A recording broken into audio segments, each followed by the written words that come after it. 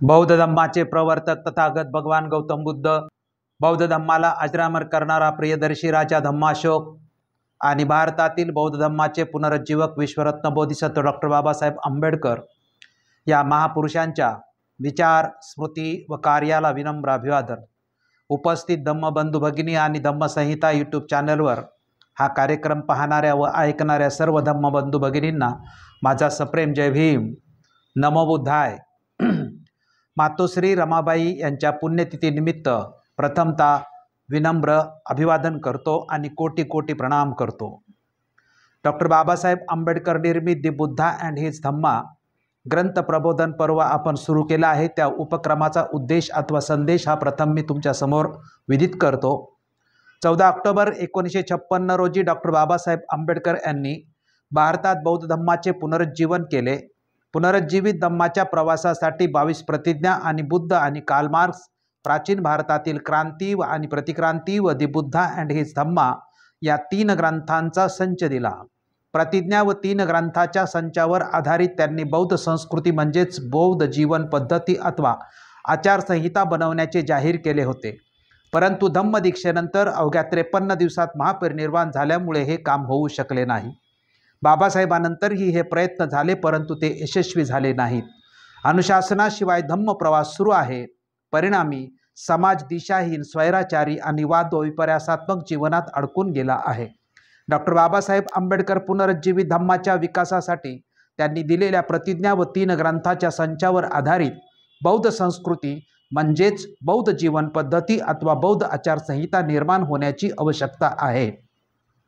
अशी बौद्ध आचारसंहिता धम्मसंहिता या शीर्षका अंतर्गत निर्माण करण्यात यावी, यासाठी आम्ही गेली 38 वर्ष निरंतरपणे कार्यरत आहोत। सर्व बौद्ध अनुयायाद्वारे धम्मसंहिता निर्माण व्हावी या उद्देशाने अथवा संदेश देण्याच्या हेतूने हे प्रबोधन पर्व आम्ही सुरू केलेलं आहे। आजचा जो विषय आहे तो म्हणजे जो आपला गेल्या वर्षभरापासून चालू असलेला द बुद्धा अँड हिज धम्मा या ग्रंथाच्या प्रबोधन पर्वामधली जी मालिका सुरू आहे त्या मालिकेचा आज आपण विषय घेणार नाही, तर आज आपण मातोश्री रमाबाई यांची 27 मेला जी पुण्यतिथी आहे आणि त्यानिमित्ताने आपण आज मातोश्री रमाबाई यांना अभिवादन करण्यासाठी त्यांच्या चरित्राचा अभ्यास आजच्या कार्यक्रमात आपण करणार आहोत। त्यामुळे आजचा विषय मातोश्री रमाबाई यांच्या पुण्यतिथीनिमित्त त्यांच्या चरित्राचा अभ्यास यावरतीच आपला पूर्णपणे असणार आहे। हा जो विषय आहे किंवा रमाबाईंच्या संपूर्ण चरित्राची जी मांडणी आहे किंवा त्यांचे जे मुद्दे आहेत त्या कोणकोणत्या मुद्द्यांचा आपण या ठिकाणी अभ्यास करणार आहोत ते सुद्धा तुम्हाला मी या ठिकाणी प्रथमतः सांगण्याचा प्रयत्न करतो। पहिला मुद्दा आहे की रमाबाईचं जीवन, बालपण, विवाह इथपर्यंतचा यामध्ये आपण जे मुद्दे घेणार आहोत त्यामध्ये की प्रस्तुत विषयाची जी काही पार्श्वभूमी असेल, त्यानंतर वलंकर कुटुंब, रमाईचा जन्म व बालपण, आईचा मृत्यू, वडिलांचा मृत्यू, रमा, गौरी, शंकर हे 3 भावंड मुंबईला कशी येतात, भीमराव व रमा यांचा विवाह होतो, भीमरावांनी रमाईला वाचायला कसे शिकवले, भीमराव व रमाईची जी 5 अपत्ये होती त्याच्याबद्दलची आपण माहिती देणार आहोत। रमाबाई आणि बाबासाहेबांच्या मुलाबद्दलच्या ज्या भावना होत्या त्या नेमक्या काय भावना होत्या हे आपण या ठिकाणी स्पष्ट करणार आहोत। त्यानंतर सुभेदार रामजी बाबांचा मृत्यू याच्या संदर्भाचे आपण स्पष्टीकरण करणार आहोत आणि घरातील सर्व जबाबदारी सुभेदार रामजी बाबांच्या मृत्यूनंतर रमाईवर येऊन पडल्यानंतर तिनं ती जबाबदारी कशी पार पाडली हा मुद्दा आपण स्पष्ट करणार आहोत। त्यानंतर दुसरा जो भाग आहे तो म्हणजे बाबासाहेब आंबेडकरांचं संसाराकडे लक्ष कमी होत होतं अशी रमाबाईची तक्रार असायची। त्याबद्दल बाबासाहेब आंबेडकरांनी आपले नेमके काय काय भूमिका मांडलेली आहे किंवा काय काय प्रसंग या संदर्भात जे घडलेले आहेत ते सर्व प्रसंग थोडक्यात आपल्यासमोर मांडण्याचा मी प्रयत्न करणार आहे।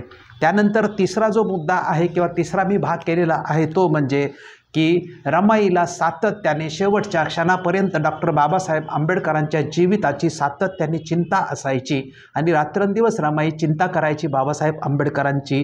त्याच्या संदर्भामधले जे काही प्रसंग आहेत ते प्रसंग तुमच्यासमोर मांडण्याचा मी प्रयत्न करणार आहोत।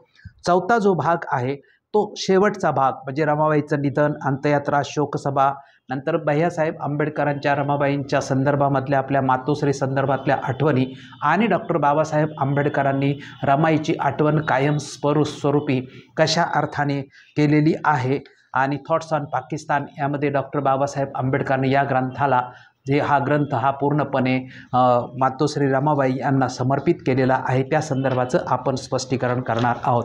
हे संपूर्ण जे स्पष्टीकरण 4 भागामध्ये मी करणार आहेत। या स्पष्टीकरणासाठी जे ग्रंथ वापरलेत किंवा संदर्भ घेतलेले आहेत ते नेमक्या कोणत्या ग्रंथातून घेतलेले हे सर्व संदर्भ आहेत त्याचंही स्पष्टीकरण मी तुमच्यासमोर प्रथमतः करतो। आज मी संदर्भ घेतला आहे, पहिले जे संदर्भ घेतले आहेत की चांगदेव भगवान खैरमोडे भारतीय घटनेचे शिल्पकार डॉक्टर बाबासाहेब उर्फ भीमराव रामजी आंबेडकर म्हणजे यांचा खंड 2 आणि खंड 6 प्रकाशक समता शिक्षण संस्था यांची सुधारित आवृत्ती मार्च 22 आहे। त्यानंतर दुसरा जो संदर्भ घेतला आहे दुसऱ्या ग्रंथाचा तो ॲडव्होकेट BC कांबळे यांचं जे समग्र आंबेडकर चरित्र आहे यामधल्या खंड 10 सुगावा प्रकाशन पुणे 3री आवृत्ती 14 एप्रिल 2017ची हा दुसरा आहे। त्यानंतर जवी पवार यांनी सूर्यपुत्र भैयासाहेब आंबेडकर यांचा जो ग्रंथ आहे तो संपादित केलेला आहे आणि दी बुद्धिस्ट सोसायटी ऑफ इंडिया यांनी प्रकाशित केलेला आहे, त्याच्यातला संदर्भ मी तुमच्यासमोर मांडणार आहे। चौथा जो संदर्भ आहे तो डॉक्टर बाबासाहेब आंबेडकर धनंजय कीर यांनी जे लिहिलेलं चरित्र आहे आणि पॉप्युलर प्रकाशन मुंबई यांनी 4थ्या आवृत्तीचे 10वे पुनर्मुद्रण जे 2017 साली केलं आहे त्या आवृत्तीचे संदर्भ आपण घेणार आहोत। पाचवा जो ग्रंथ आहे तो राजेंद्र का पारे यांनी महामानव डॉक्टर बाबासाहेब आंबेडकर या नावाने जे चरित्र लिहिलेलं आहे आणि दीक्षा प्रकाशनाने त्याची प्रथम आवृत्ती 14 एप्रिल 2001 मध्ये प्रकाशित केलेली आहे, त्याच्यातला संदर्भ घेणार आहे। त्यानंतर मी डॉक्टर यशवंत मनोहर यांनी जे रमाई ही कादंबरी लिहिली आहे याच्यातले संदर्भ घेणार आहे। युगसाक्षीचं हे प्रकाशन आहे, नागपूरचं 18वी आवृत्ती 2008ची माझ्याकडे आहे, त्याच्यातले संदर्भ मी तुमच्यासमोर सादर करणार आहे। त्यानंतर 7वा संदर्भ आहे पुरुषोत्तम रोहनकर डॉक्टर बाबासाहेब आंबेडकर यांना घडवणारी मी रमाई असं जे पुस्तक आहे प्रबुद्ध भारत प्रकाशनाने प्रकाशित केलेलं आहे, त्याची प्रथम आवृत्ती 24 ऑक्टोबर 2012ची आहे। आणि एक हिंदी पुस्तिका आहे शांती स्वरूप बौद्ध यांची पूज्य माता रमाबाई आंबेडकर सम्यक प्रकाशन। म्हणजे मी जे संदर्भ घेतलेले आहेत चांगदेव भगवान खैरमोडे ॲडव्होकेट BC कांबळे हे जे दोघे आहेत हे बाबासाहेब आंबेडकरांच्या हयातीमधले आणि चांगदेव भगवान खैरमोडे यांनी बाबासाहेबांच्या हयातीमध्ये त्यांचं चरित्र लिहायला घेतलं होतं असं म्हणतात आणि बाबासाहेब आंबेडकरांच्या हे निकटवर्ती आहेत म्हणजे रमाईला यांनी प्रत्यक्ष पाहिलेलं आहे, अनुभवलेलं आहे, तो संसार पाहिलेला आहे, त्यामुळे यांचे संदर्भ आपण घेण्याचा प्रयत्न केलेला आहे। धनंजय कीर त्यानंतर डॉक्टर यशवंत मनोहर म्हणजे ही जी सगळी महत्त्वाचे संदर्भ आपण महत्त्वांच्या लेखकांचे या ठिकाणी घेऊन आपला हाचा विषय स्पष्ट करण्याचा प्रयत्न केलेला आहे। आजचा जो विषय आपला स्पष्ट करण्याचा उद्देश काय आहे तर उद्देश असा की 2024 या वर्षाची मातोश्री रमाबाईंची पुण्यतिथी रविवार दिनांक 26 मे रोजी आलेली आहे। त्यामुळे दी बुद्धा अँड हिज धम्म ग्रंथ प्रबोधन पर्व साप्ताहिक कार्यक्रमाच्या ठिकाणी आपण मातोश्री रमाबाई आंबेडकर यांना अभिवादन करण्याचा कार्यक्रम संपन्न करीत आहोत आणि या निमित्ताने आपण मातोश्री रमाबाईंच्या जीवनचरित्रांचा अभ्यास या ठिकाणी करणार आहोत। हा विषय सादर केल्यानंतर आपल्याला नेमका काय उपयोग होऊ शकतो किंवा फायदा होऊ शकतो तर मातोश्री रमाबाईंच्या जीवनचरित्रांचा अभ्यास केल्यानंतर त्यांनी डॉक्टर बाबासाहेब आंबेडकरांना साथ देण्यासाठी जो जीवनभर संघर्ष व त्याग केलेला आहे त्याची आपल्याला माहिती या कार्यक्रमाच्या माध्यमातून मिळू शकते। आता विषय सुरू करतानाची पार्श्वभूमी आहे रमाबाईच्या जीवनांची म्हणजे आपली आजच्या विषयाची चर्चा करण्याची मर्यादा काय आहे तर आपण जास्तीत जास्त लक्ष जे केंद्रित करणार आहोत ते फक्त आणि फक्त मातोश्री रमाबाई आंबेडकर यांच्याच जीवनावरती आपण चर्चा करणार आहोत आणि यापासून आपण दुसरीकडे कुठेही ढळण्याचा प्रयत्न करणार नाही। त्यामुळे डॉक्टर यशवंत मनोहरांनी एक थोडक्यामध्ये जे लिहिलेलं आहे ती पार्श्वभूमी म्हणून या ठिकाणी तुमच्यासमोर सादर करण्याचा प्रयत्न करतो की डॉक्टर यशवंत मनोहर लिहितात की लहानपणी कोणाचेही आईबाप मरू नयेत, मायेचा किनारा लाभला नाही तर अशी मुले रानमाळ होऊन जातात, त्यांची कोवळी काळीज फुटवून जातात, जमेल तोवर फाटल्या काळजांनीच ते आयुष्याच्या वाटात चालत असतात। रमा नावाच्या एका मुलीचे आईबाप लहानपणीच मरून जातात, आधी आई जाते, पाठोपाठ वडीलही जातात एक घाव बुजत नाही तोच दुसरा घाव होतो. एका ओल्या दुःखावर दुसरं दुःख येऊन कोसळतं. या मरणाच्या आघातांनी एका कोवळ्या मुलीचा चेंदामेंदा होतो. ती भांबावून जाते, तिचं अजान मन खिचून जातं, तिच्या पुढे प्रश्नांचं काहूर माजतं. हे प्रश्न तिला हवालदिल करणारे असतात. काय करू, कसं करू, काय होईल, कसं होईल, ही लहानगी मुलगी प्रश्नांच्या भोवऱ्यात सापडलेली असते. वावटळीतल्या पतंगासारखी तिची अवस्था होते, तरी ती हिंमत हारत नाही. त्या प्रश्नांच्या निर्दय परीक्षेला ती बसते. अपार दुःख तिच्या वाट्याला येतात. प्रश्न मोडतात, परंतु ती मोडत नाही. दुःखे हरतात, परंतु ती हरत नाही. जीवनात काय घडेल याचा नेम नसतो, कल्पनाही करता येणार नाहीत. अशा गोष्टी कधी कधी घडून जातात. सगळ्या आयुष्याचं ओघच बदलून जातात. रमा एका महासूर्याची सावली झाली. कोट्यावधी लोकांची ती सांस्कृतिक आई झाली आणि रमा रमाई झाली. अशा पद्धतीची पार्श्वभूमी तुमच्यासमोर मी सादर केल्यानंतर जी रमा आहे ती रमाई कशी झाली, तिच्या बालपणापासून आणि तिच्या कुटुंबाच्या माहितीपासून मी तुमच्यासमोर सादर करण्याचा प्रयत्न करतो. पहिला जो मुद्दा आहे की तिचं कुटुंब आणि तिचं बालपण, तिचा जन्म या संदर्भाचं स्पष्टीकरण तुमच्यासमोर मांडण्याचा मी प्रयत्न करीत आहे. दाभोळ व दापोलीजवळ वनंद नावाचं एक छोटंसं गाव आहे. या गावात भिक्कू आणि रुक्मिणी नावाचे नवरा बायको राहत होते. रमाईचा जन्म या दोघांच्या पोटी दिनांक 7 फेब्रुवारी 1898 रोजी झाला होता. मूळ आडनाव या कुटुंबाचं धोत्रे किंवा धोत्रे असं म्हणतात, परंतु मुंबईला त्यांचा भाऊ व मेहुणा व नातेवाईक राहत होते. मुंबईला त्यांच्याकडे जाऊन आल्यानंतर आणि मुंबईमधलं वातावरण पाहिल्यानंतर धोत्रे अथवा धोत्रे हे जे त्यांचं आडनाव होतं ते बदलून त्यांनी वलंकर हे आडनाव घेतलं होतं असं म्हटलं जातं. रमाईचा जन्म एका गरीब कुटुंबात अशा झाला होता. भिक्कूची बायको म्हणजे रामाची आई रुक्मिणी ही घरची सर्व कामं करीत.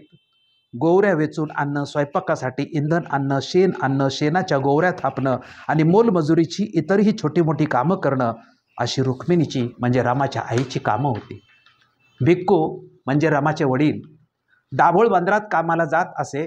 समुद्रापासून बाजारापर्यंत माशांनी भरलेल्या टोपल्या नेण्याचे काम तो करीत असे. भिक्कू रुक्मिणीला 4 मुले होती. त्यात 3 मुली होत्या आणि 1 मुलगा होता. सर्वात मोठी मुलगी दापोलीला दिली होती. तिचं नीट चाललंही होतं. आता उरली होती 3 मुलं आणि या तिघांमध्ये रमा मोठी होती. गौरी तिच्याहून लहान होती आणि सर्वात लहान होता शंकर. रामाची आई रुक्मिणीचा रामावर फार जीव होता. सारखी ती रामी रामी रामी करीत राही. घरात रामीचा तिला मदत होई. रमा खूप कष्टाळू होती. सारं घर आवरत असे. शिवाय शेण आणणं, गोवऱ्या थापणं आणि त्या विकणं या सर्व कामात रामी तिला मदत करी. रमा कष्टाळू असल्यामुळे आई वडील रामीचे खूप कौतुक करायचे. रुक्मिणी रामिनीला समजावून सांगत असत की पोरी बाळीला परक्या घरी नांदायला जावं लागतं. तिकडच्या माणसांना आपलंसं करावं लागतं. तुझ्या वाटेवर काय लिहिलं आहे ते कोणी सांगावं. चांगला नवरा मिळणं ही मोठी अवघड गोष्ट असते. सर्वांच्याच वाट्याला हे सुख येत नाही, पण पदरी पडेल ते पवित्र मान. तू चांगल्या घरी पडशील याबद्दल मला खात्री आहे. दिसायला तू चांगली आहेस, त्याहूनही तुझी वृत्ती कष्टाळू आहे. रामीची आई असे बोलत राही व रामी ऐकत राही. कधी तिच्या लक्षात आईचं बोलणं येत नसं, त्यामुळे ती आपलं ऐकतच राही. तिला गंमत वाटे. चिमुरड्या पोरीला आईची कळकळ कळे, पण त्या सगळ्या बोलण्याचा अर्थ तिच्या लक्षात त्यावेळेस येत नसे. यानंतरचा मुद्दा की रामाची आई रुक्मिणी हिचा मृत्यू होतो. रामाचं बालपण सुखात चाललं होतं. कष्ट होतेच, गरिबीही होतीच, तरीही भिक्कू वलंकराच्या घरी या गरिबीत ही सुख फुलत होतं. नवरा बायको आणि 3 मुले असा तो आटोपशीर संसार होता. मुलं चांगली होती, आज्ञेत होती, सर्व काही सुखात चाललेलं असताना एक दिवस अशुभ उगवला. वलंकराचं घर तडकून गेलं. रखमानं खूप कष्ट उपसले, जीवाची पर्वा केली नाही. रखमा त्यामुळे खंगत चालली होती. शिवाय नवऱ्याची चिंता, कारण भिक्कूची तब्येत चांगली राहत नसे. दाभोळ बंदरात भिक्कू कष्टाचं काम करीत असे. माशांच्या टोपल्या वाहून त्याला छातीचं दुखणं जडलं होतं. एके दिवशी त्याला रक्ताच्या उलट्या झाल्या होत्या. भिक्कू आपल्या आजाराबद्दल रुक्मिणीला काही सांगत नसे. दुखणं अंगावर काढत असे. त्यामुळे नवऱ्याची चिंता तिला खूप वाटे आणि या चिंतेनेही ती आतून पोखरली होती. रुक्मिणी आजारी पडली.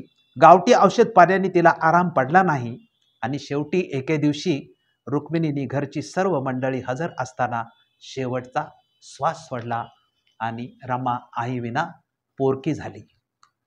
यानंतर दुसरा जो आघात आहे तो रमाच्या जीवनावर म्हणजे आईच्या नंतर लगेचच तिच्या वडिलांचाही मृत्यू होतो. त्याचं थोडक्यात स्पष्टीकरण तुमच्यासमोर मी मांडतो. भिक्कूचं अर्ध अंगच या घटनेनं म्हणजे रुक्मिणी म्हणजे त्यांच्या पत्नीच्या मृत्यूनं भिक्कूचं अर्ध अंगच या घटनेनं लुळं पडलं. संसाराचा अर्धा गाडा रुक्मिणीच ओढत होती. गौरी, शंकर आणि रमा ही मुलं आईविना पोरकी झाली होती. आजूबाजूचे नातेवाईक जमले, सर्व हळहळले. आईच्या मृत्यूचं गौराला व शंकरला काही विशेष वाटावं असं त्यांचं वयच नव्हतं. पण रमा श्रमाला या दुःखाचा अर्थ कळत नव्हता.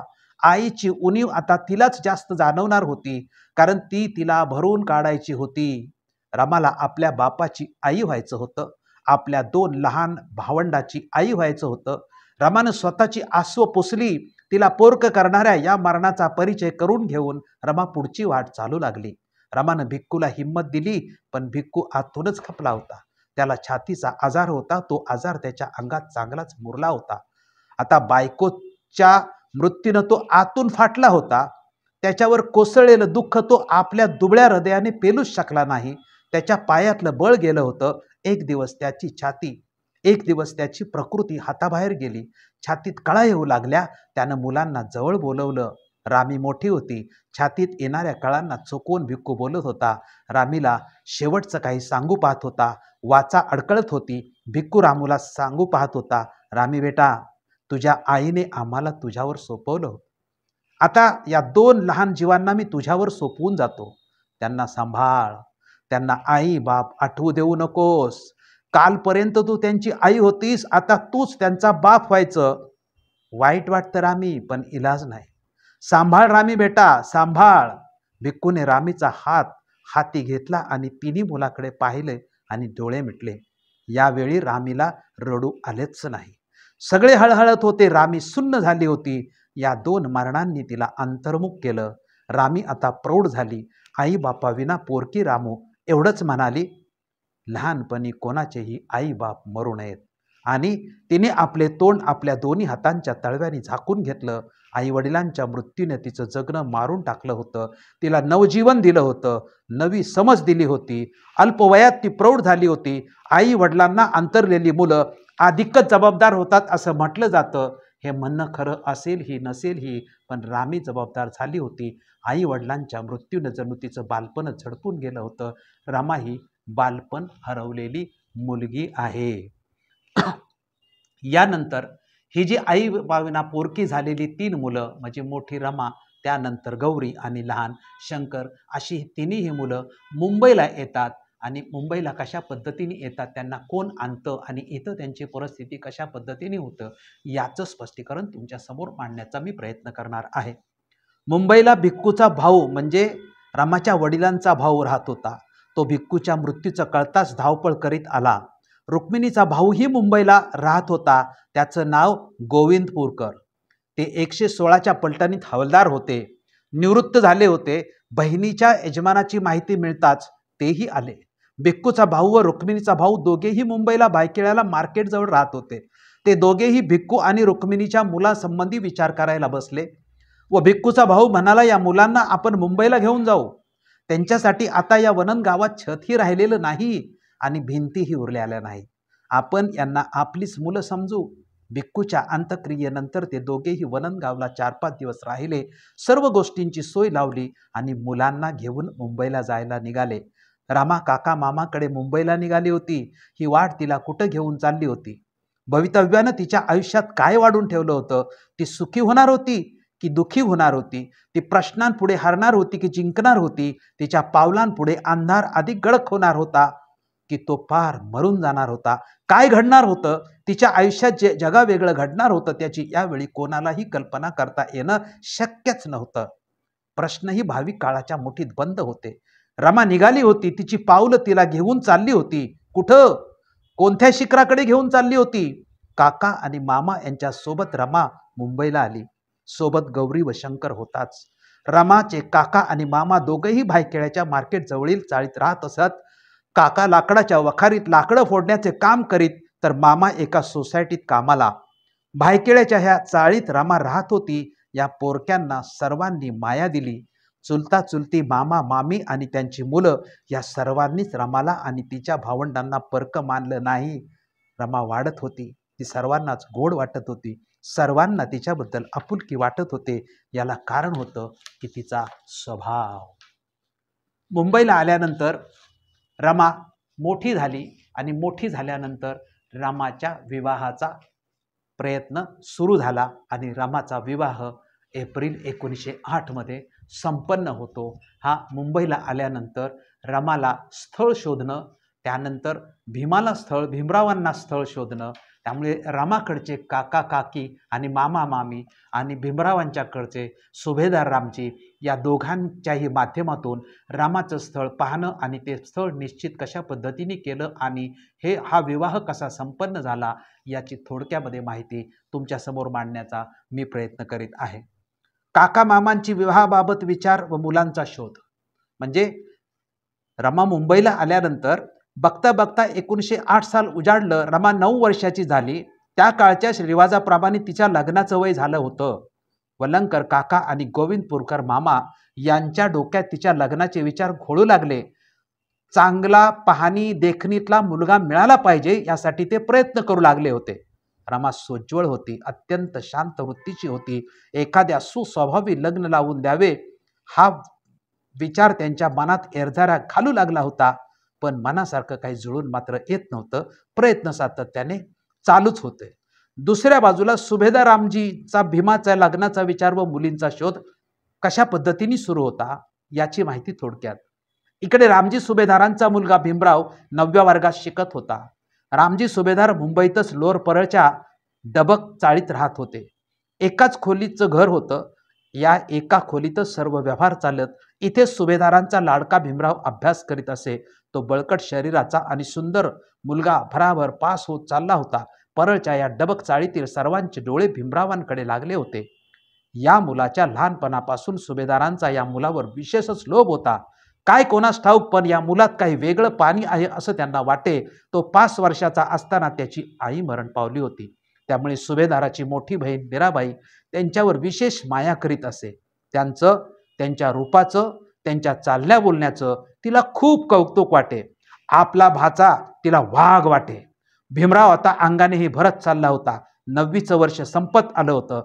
त्यावेळच्या रिवाजानुसार रामजीच्या डोक्यात भीमरावांच्या लग्नाचे विचार येऊ लागले. ते आपल्या बहिणीस बोलून दाखवले. भीमरावांच्या अभ्यासावर काही परिणाम होणार नसेल तर लग्न करायला काही हरकत नाही अशी बहिणीने म्हणजे मीराबाईंनी परवानगी दिली आणि रामजी सुभेदार आपल्या लाडक्यासाठी मुली शोधायला लागले. भीमरावांना कशी मुलगी हवी याचे काही आडाखे रामजी बाबांनी आपल्या मनाशी बांधले होते. त्यांनी एक मुलगी पाहिली, ती पसंती पडली. दुसरी पाहिली तेव्हा पहिलीची दुसरीशी तुलना करू लागले. पहिलीत काही गुण कमी दिसू लागले म्हणून पहिलीला नकार दिला व दुसरी पसंत पडली. पण परत त्यांनी तिसरी मुलगी पाहिली. दुसरीत ही तिसरीच्या तुलनेने काही उणवा दिसू लागल्या आणि दरवेळी ते मीराबाईला येऊन आपल्या बहिणीला येऊन सांगू लागले. सुभेदार रामजींचा वलंकरांच्या घरी मुलगी पाहण्यासाठी जातात. मग असं करताना म्हणजे पहिली मुलगी पाहिली, दुसरी मुलगी पाहिली आणि त्यानंतर एके दिवशी ते भायखळा मार्केट जवळच्या चाळीतील वलंकराकडे गेले. कोणीतरी त्यांना सांगितलं की वलंकराकडे लग्नाची मुलगी आहे, ती मुलगी खूप छान आहे. रामजी सुभेदार तिथे जाऊन थडकले. आगत स्वागत झालं, फराळ झाला, चहा झाला, पान सुपारी झाली आणि रामजींनी विषय काढला. वलंकर हे रमाचे काका आणि गोविंदपूरकर हे मामा दोघेही बसले होते. रामजी सुभेदार हे आपल्या मुलाबद्दल सांगत होते. माझा मुलगा पुढील वर्षी मॅट्रिक पास होणार आहे. तेवढं मोठं स्थळ आपणहून चालत आलं होतं. एवढा शिकलेला मुलगा, आपल्याला इतका शिकलेला मुलगा तर काका मामांनाही पाहिला नव्हता. त्यांना काय बोलावं ते सुचेना. इतका आनंद त्यांना मनात झाला होता. पण रमा तर काही शिकली नव्हती. आपला मुलगा एवढा शिकलेला आहे परंतु आमची रमा तर काहीही शिकलेली नाही हो. उद्या सांगितलं नाही म्हणाल. आमची रमा पोरकी आहे. लहानपणीच तिचे आई वडील वारलेत. गांजलेला जीव आहे आमच्या रमाचा. पण मुलगी मोठी समजूतदार आहे हे ऐकून रामजी सुभेदारांचा कल रमाकडे आणखीनच झुकला. त्यांनी मनात विचार केला की रमा शिकली नसेल तरी चालेल, परंतु भीमरावांना तिने चांगलं सांभाळावं, त्याला बळ द्यावं, त्याला तिनं थांबवू नये. सुभेदारांनी विचारलं, नाव काय आहे तुझं बेटी? रमा असं उत्तर मिळालं. आम्हाला रमा पसंत आहे. रमाच्या हाती त्यांनी साखरेची पुडी दिली. रमानं सुभेदारांना वाकून नमस्कार केला. घरी येऊन बहिणीस सांगितलं. सुभेदाराच्या कुटुंबात ही बातमी लहर पसरावी तशी पसरली. वलंकर आणि गोविंदपूरकरही तिकडे आनंद झाले होते. रमाचं काळीज तर सुपा एवढं झालं होतं. सुभेदार रामजी यांना पंचायतीचा मात्र दंड हे मोठं संकटच आलं होतं. म्हणजे भीमा रमाच्या लग्नाची तारीख जाहीर झाली आणि भायखळ्याच्या मार्केट जवळील चाळीत आणि परळच्या डबक चाळीत चर्चा सुरू झाली. भीमारामाचं लग्न रंगात येऊ लागलं होतं. यावेळी मध्येच एक संकट उभं राहिलं. रमापूर्वी भीमरावासाठी सुभेदारांनी 2 मुली पसंत केल्या होत्या. त्या दोन्हींनाही नकार दिला होता. दोन्ही मुलीकडची मंडळी सुभेदाराकडे आली. त्या मुलीच्या पालकांना न्याय हवा होता. आमच्या पोरीत काय वाईट होतं? आता या पोरीत काही दोष आहे असं लोक म्हणतील आम्हाला. सुभेदारांनी असं का केलं? जात पंचायतीने योग्य निकाल द्यावा, नाहीतर आम्ही होऊ घातलेलं लग्न होऊ देणार नाही. पंचमंडळी मला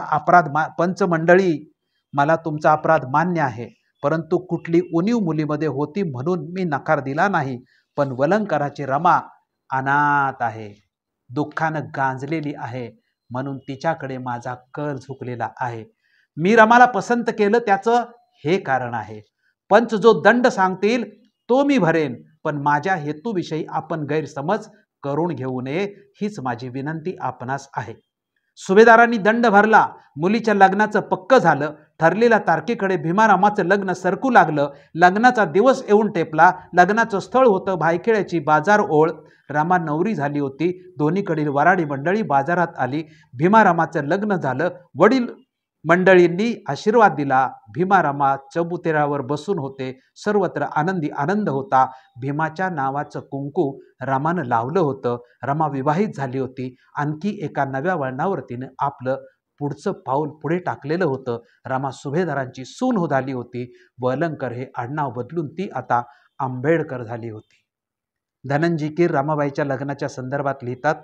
डॉक्टर बाबासाहेब आंबेडकर पॉप्युलर प्रकाशन पृष्ठ क्रमांक 27 वर धनंजय कीर लिहितात की भीमरावांची मॅट्रिकची परीक्षा उत्तीर्ण झाल्यावर थोड्याच दिवसात त्यांच्या विवाहाचा बेट ठरला. त्या काळी मुलींचे विवाह बहुधा विद्यार्थी दशेतच होत. 19व्या शतकाच्या उत्तरार्धात जे नामांकित पुढारी भारतात होऊन गेले त्या सर्वांचे विवाह त्यांच्या अल्पवयातच झालेले होते. त्या रूढीनुसार सुभेदारांनी भीमरावांचा विवाह केला. आपल्या वडिलांच्या इच्छेस मान देऊन भीमराव ही विवाह करण्यास राजी झाले. हा विवाह जुळण्यापूर्वी भीमरावांचे 1-2 वांगनिश्चय रामजी सुभेदारांनी मोडल्यामुळे त्यांना आपल्या जात पंचायतीस 5 रुपये दंडही भरावा लागला होता. विवाहस्थळ भायखळ्याचा बाजार ठरले होते व तेथील उघड्या छपरात एका कोपऱ्यात मुलीकडील वराड जमले, दुसऱ्या कोपऱ्यात नवऱ्याकडील वराडी जमले व पायाखालील गटारातून घाण पाणी वाहत होते. चबुतऱ्याचा उपयोग बाक म्हणून करण्यात आला. सर्व बाजाराचा उपयोग विवाहस्थळ म्हणून उपयोगात झाला.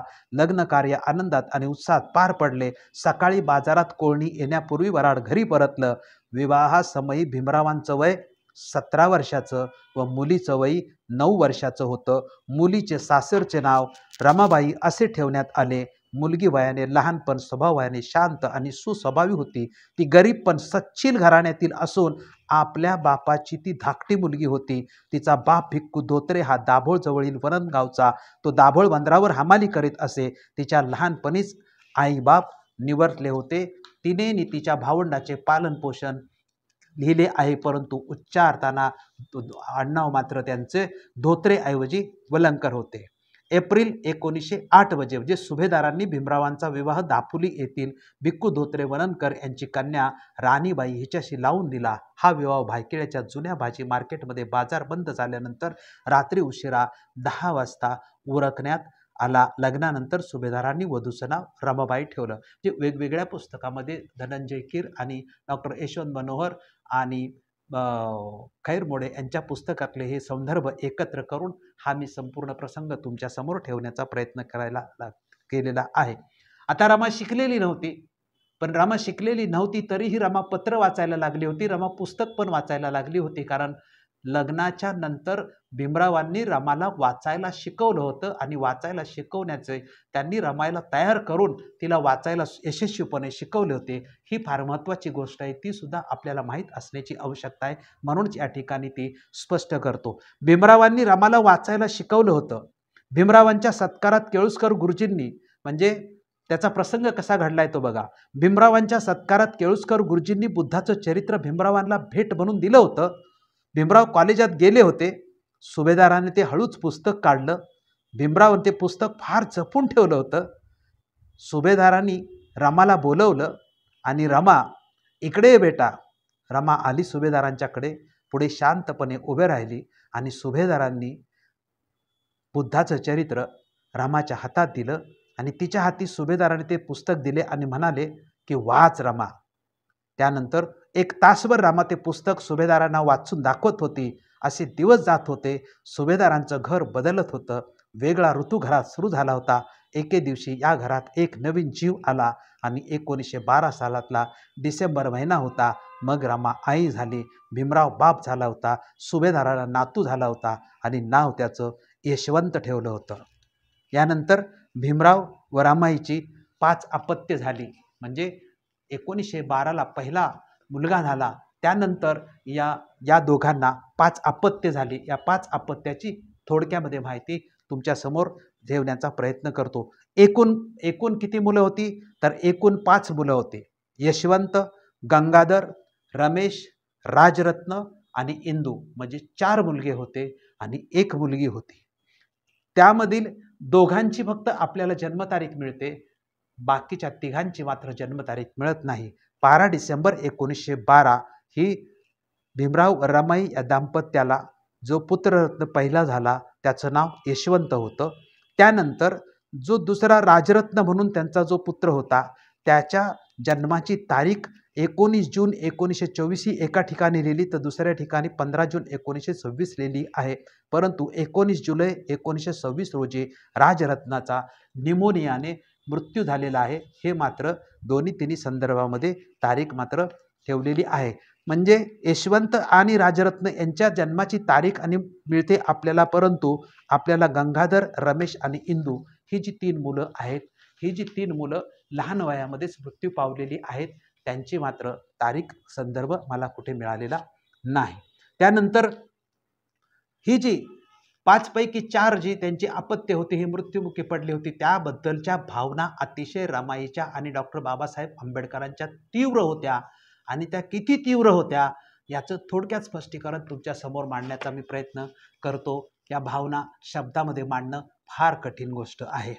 राजेंद्र पारे यांनी महामानव डॉक्टर बाबासाहेब आंबेडकरांचं चरित्र लिहिलेलं आहे। त्यामध्ये त्यांनी 39, 40 आणि 41 पानावरती लिहिलेलं आहे की डॉक्टर बाबासाहेब आंबेडकर कुटुंबासहित 1934 मध्ये अतिशय हाल अपेष्टा सोसून स्वतःच्या मालकीच्या घरात राजघरात प्रवेश केला। रमाबाई तशी आजारीच होती प्रवेश करताना। त्यांना 4 मुले व 1 मुलगी अशी 5 मुले होती, पण त्यांचे सुख आई वडिलांना लाभलं नाही। यशवंत नावाचा मोठा मुलगा होता, तो सोडून 4ही मुले बाबांना सोडून गेली। राजरत्न नावाचा शेवटचा मुलगा अतिशय गोजीरवाना व देखणा होता, पण त्याला काळाने झडप घातली। त्या दिवसापासून रमाबाईची तब्येत खालावली जाऊ लागली।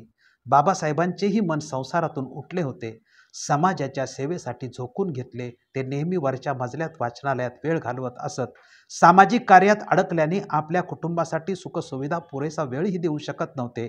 मुलांच्या वियोगाने बाबासाहेबांचं मन दुःखाने घायाळ झालेलं होतं, जीवन विफल वाटू लागलेलं होतं। कुटुंबावर त्यांचं फार प्रेम होतं, त्यांचे व्याकुळ झालेलं मन आपल्याला दिसतं आणि ते म्हणतात की 3 मुले व 1 मुलगी अशी गोजीरवाणी, सुंदर, भाग्यवान आणि वंशाला भूषणभूत होतील अशी पोटची 4 लेकरे जमिनीत गाडून आम्ही आत्तापर्यंत संसार केला आणि राजरत्नाच्या मृत्यूने आम्हावर वज्राघात करून आम्हाला आमच्या आयुष्यातून उठवलं। राजरत्न गेला आणि आमच्या आयुष्याचे व संसाराचे वाळवंट झाले। आमची मुले गेली आणि आमच्या जीवनातील ज्योत मालवली। आम्ही आमचे दुःख विसरू शकत नाही। आकाशात ढगामागून ढग येतात आणि जातात, तसे दिवसामागून दिवस आमच्या आयुष्यात येतात आणि जातात। हे बाबासाहेब आणि रमाबाईंच्या भावना आहेत। राजघरात गेल्यानंतर आता सुखाचा संसार, स्वतःच्या मालकीची इमारत होती, पण रमाई त्याचं सुख पाहू शकली नाही. रमाई दलितांची माता ठरली होती. डॉक्टर बाबासाहेबांनी लहान मुलगा राजरत्न वारल्यापासून संसारातील लक्ष काढून घेतले होते. त्यात अजून रमाबाईच्या मृत्यूचा जास्तच धक्का बसला आणि ते आपल्या खोलीत बसून वाचन करीत असत. वाचण्यात एवढे मग्न व्हायचे की त्यांना जेवणाचीही आठवण होत नसे. बऱ्याच वेळा तर जेवणाचे ताट जसे तसे परत घेऊन जावे लागत असते. वाचता वाचताच ते तेथेच खुर्चीवर झोपून जायचे. बाबासाहेब आणि रमाबाई यांच्या 4 अपत्यांच्या मृत्यूमुळे त्यांच्या जीवनामध्ये किती प्रचंड मोठ्या प्रमाणामध्ये दुःख होतं हे शब्दामध्ये कोणीही व्यक्त करू शकत नाही. आपण फक्त थोडक्यामध्ये त्या भावना तुमच्यापर्यंत पोहोचवण्याचा प्रयत्न केलेला आहे. त्यानंतर जे अतिशय मोठं संकट जे रमाबाई आणि बाबासाहेबांच्या समोर उभं राहिलं ते म्हणजे घराची जी संपूर्ण जबाबदारी वाहणारा जो प्रमुख व्यक्ती होता, याच व्यक्तीचा 1913 साली मृत्यू होतो. म्हणजे सुभेदार रामजी बाबांचा मृत्यू 1913 साली होतो आणि बाबासाहेब आंबेडकरांच्यावर आणि रमाईच्यावरती फार मोठं या कुटुंबावरती संकट येतं. आणि यानंतर घरातली संपूर्ण जबाबदारी सांभाळणं म्हणजे घरातलं संपूर्ण काम किंवा संपूर्ण जबाबदारी ही संपूर्ण येऊन पडली. ते रमाबाईंच्यावरती ही पूर्ण जबाबदारी येऊन पडलेली होती. ही जबाबदारी रमाबाईंनी कशा पद्धतीने पार पाडली त्याचं थोडक्यामध्ये स्पष्टीकरण तुमच्या समोर मी करण्याचा प्रयत्न करणार आहे. हा संपूर्ण विषय अतिशय म्हणजे कसा आहे की निस्वार्थी त्याग भावनेचा आहे. या त्यागाला सीमा नाही. हे संपूर्ण रमाईचा जो त्याग आहे आणि रमाईचा जो संघर्ष आहे तो शब्दातून व्यक्त करता येणं फार फार कठीण आहे. तरी पण आपण तो शब्दातून व्यक्त करण्याचा फक्त या ठिकाणी प्रयत्न करतोय. सुभेदार रामजी बाबांचा मृत्यू झाल्यानंतर 1913 साली रमाईवर संपूर्ण जबाबदारी येऊन पडली आणि रमाईने ती कशी पेलली याचं थोडक्यामध्ये फक्त विवेचन मुद्दा तुमच्या समोर ठेवण्याचा मी प्रयत्न करतो. रामजी बाबा म्हणजे सासरे सोडून गेल्यापासून कुटुंबाचा खर्च कसा भागवायचा हा प्रश्न रमाबाई समोर उभा राहायचा. त्या खर्चाची जबाबदारी रमाबाईने पूर्णपणे स्वीकारली आणि पारही पाडून दाखवली होती. आपल्या प्रतिष्ठेला सांभाळून रमाबाईंनी बाहेरची कष्टाची कामे केली. आपल्या घराची इज्जत राखून संध्याकाळी अंधार झाल्यावर स्वयंपाकासाठी लागणारी लाकडं घेण्यासाठी रेल्वे स्टेशनवर जायची. लाकडाने भरून वाहणाऱ्या गाड्यावरून खाली पडलेल्या लाकडांच्या बारीक डफल्या वेचून ते घरी डोक्यावर वाहून आणायची. त्यासाठी जेठानी म्हणजे मोठी जाऊबाई लक्ष्मीबाई सुद्धा तिला मदत करायची. परळहून दादर येथे तेवढे ओझे घेऊन यायचेत. अतिशय त्रास सहन करून कष्ट करून रमाबाईंनी आपल्या पतीची आणि लक्ष्मीबाईंनी आपल्या दिराची प्रतिष्ठा गमवून न देता सारा संसार चालवला. सासूबाई, लक्ष्मीबाई, रमाबाई, मुकुंद, यशवंत, शंकर, गौरी अशा एकूण 7 माणसांचा खर्च त्यांना झेपणारा नसता नाही. रमाबाईंनी आणि लक्ष्मीबाईंनी संसाराचा गाडा आपल्या मेहनतीने चालवला होता. काही वेळ त्यांनी गोवऱ्या थापण्याचेही काम करून बऱ्याच वेळा बाबासाहेबांना थोडीफार पैशाची मदत सुद्धा केलेली होती. रमाबाईंनी कधीही दागिने अलंकार यांचा लोभ तर धरला नाहीच. मिळेल ते आनंदाने घ्यावे. समाजसेवेत लागलेल्या पतीला आडकाठी न करता त्यांना मदत करणे, उत्साह दाखवणे असा स्वभाव रमाईचा होता. बाबासाहेब देतील तेवढ्याच पैशात खर्च करत होते. पृष्ठ क्रमांक 51 वर धनंजय किर्णी याचं स्पष्टीकरण दिलेलं आहे की प्राध्यापक आंबेडकरांना भरपूर वेतन मिळत असते तरी ते कामगार विभागात इम्प्रूव्हमेंट ट्रस्ट चाळीतील 2 खोल्यातच राहत असत. पैशाचा व्यय ते हात आखडून करत. साधेपणाने काटकसरीने ते राहत. रमाबाईंना प्रपंचासाठी वेतनाचा ठराविक भाग देऊन बाकीचा ते शिल्लक ठेवीत. रमाबाईचा स्वभाव मितभाषी, दृढनिश्चयी आणि स्वाभिमानी होता. कर्तव्यनिष्ठ आणि स्वसुख त्यागी, आतल्या आत जळून आत्मयज्ञ करणारी अशी ती आर्य स्त्री ईश्वरपरायण वृत्तीची होती. त्याची व्रतवैकल्यनी उपासना ह्यात कोणी ढवळाढवळ केलेली त्यांना अजिबात खपत नसे. त्यांनी आपला वैवाहिक जीवनाचा पूर्व भाग अत्यंत काबाड कष्ट हाल अपेष्टात काढला. त्या खडतर स्थितीत मनाची शांतता आणि घरातील एकोपाही अबाधित ठेवण्यात त्यांनी फार कष्ट केले. हे धनंजय कीर यांनी स्पष्टीकरण केलेलं आहे बरं का. पुढे ते म्हणतात की पतीच्या अनुपस्थित म्हणजे डॉक्टर बाबासाहेब आंबेडकर 1913 ते 1916 1913 ला रामजी बाबांचा मृत्यू होतो आणि संपूर्ण जबाबदारी रमाबाईंच्यावरती पडते आणि लगेच रामजी बाबांचा मृत्यू झाला की लगेच बाबासाहेब आंबेडकर 1913 ते 1916 अशी 3 वर्षे अमेरिकेला जातात. परत येतात आणि परत पुन्हा 1920 ते 1923 साली लंडनला जातात. म्हणजे 6 वर्ष बाबासाहेब आंबेडकर परदेशामध्ये होते आणि या 6 वर्षामध्ये रमाबाईंनी कसा संसार केला असेल, कसं या लोकांना जगवलं असेल याची कल्पनाच करणं बरं. पतीच्या अनुपस्थितीत आपल्या विधवा भावजईला आणि तिच्या मुलाला तिने अंतर दिले नाही, त्याचे तिने उत्तम प्रकारे पालनपोषण केले. पती परदेशी असताना सुद्धा ह्या साध्वीने अत्यंत हाल अपेष्टा काढूनही कधी कुरकुर केली नाही किंवा कधी तोंडावाटे कठोर शब्द काढला नाही. पतीच्या दीर्घायुष्यासाठी आणि उत्कर्षासाठी रमाबाई ईश्वराची करुणा भाकीत व्रतस्थच राहत. आता यानंतर एक प्रसंग घडतो की डॉक्टर बाबासाहेब आंबेडकरांना 5 जुलै 1920 साली जे आपलं राहिलेलं जे शिक्षण होतं ते लंडनला जाऊन पूर्ण करायचं होतं आणि त्याच्या अगोदर त्यांना रामजी बाबांचं श्राद्ध करायचं होतं. आणि या श्राद्धाच्या निमित्ताने जेवण काय करायचं आणि हे श्राद्ध कशा पद्धतीने करायचं या संदर्भामध्ये दोघांच्यामध्ये चर्चा झाली होती आणि दोघांच्यामध्ये म्हणजे एकमेकांच्या विचारामध्ये विसंगती झाली होती आणि त्या विसंगतीचं थोडक्यामध्ये हा प्रसंग अतिशय महत्त्वाचा आहे, तो तुमच्या समोर ठेवण्याचा प्रयत्न करतो. हा जो प्रसंग आहे चांगदेव भगवान खैरमोडे यांनी आपला जो खंड आहे त्या खंड क्रमांक 2 मध्ये हे लिहिलेला आहे. एकूण 12 खंड आहेत, त्याच्यातला हा दुसरा खंड आहे. या दुसऱ्या खंडामधला हा प्रसंग आहे. डॉक्टर खैरमोडे लिहितात की डॉक्टर बाबासाहेब आंबेडकर दिनांक 5 जुलै 1920 रोजी लंडनला गेले. जाण्याच्या अगोदर वडिलांचे श्राद्ध करण्याचे त्यांनी ठरवले. श्राद्धाचे दिवस अजून यायचे आहेत अशी प्रथम रमाबाईंनी तक्रार केली. शेवटी पत्नीचे म्हणणे मान्य केलं. या श्राद्धाला साहेबांनी प्रमुख पाहुणे म्हणून DC मिशनच्या बोर्डिंगमधील 40 विद्यार्थ्यांना निमंत्रण दिले. श्राद्धासाठी पुरणपोळीचा बेत करण्याची तयारी रमाबाईंनी दर्शवली. तेव्हा साहेबांनी त्यांना म्हटलं, रमा, ही आपल्या समाजाची मुले आहेत. आईबापांना सोडून बोर्डिंगमध्ये राहतात. त्यांना तिथे गोडधोड कधी कधी मिळतं, पण त्यांना मटण मासे बोर्डिंगमध्ये मिळत नाहीत. तेव्हा आपण श्राद्धाचं जेवण मटण मासाचेच करूया. पतीचे हे ऐकून रमाबाई नाराज झाल्या. श्राद्धाला असलं जेवण जगात कोणीतरी करते का? म्हणून त्यांनी पतीशी म्हणजे बाबासाहेबांशी वितंडवाद घातला आणि बाबासाहेबांना विचारलं की अख्ख्या जगात असं जेवण कोणी केलेलं आहे का? पण बाबासाहेबांनी ठरवलं होतं ते ब्रह्मवाक्यच. बाबासाहेब आंबेडकर पुन्हा आम्हाला म्हटले की तू असले जेवण तयार करत नसशील तर तसे मला सांग, मी मुलांना हॉटेलात नेऊन जेवण देईन.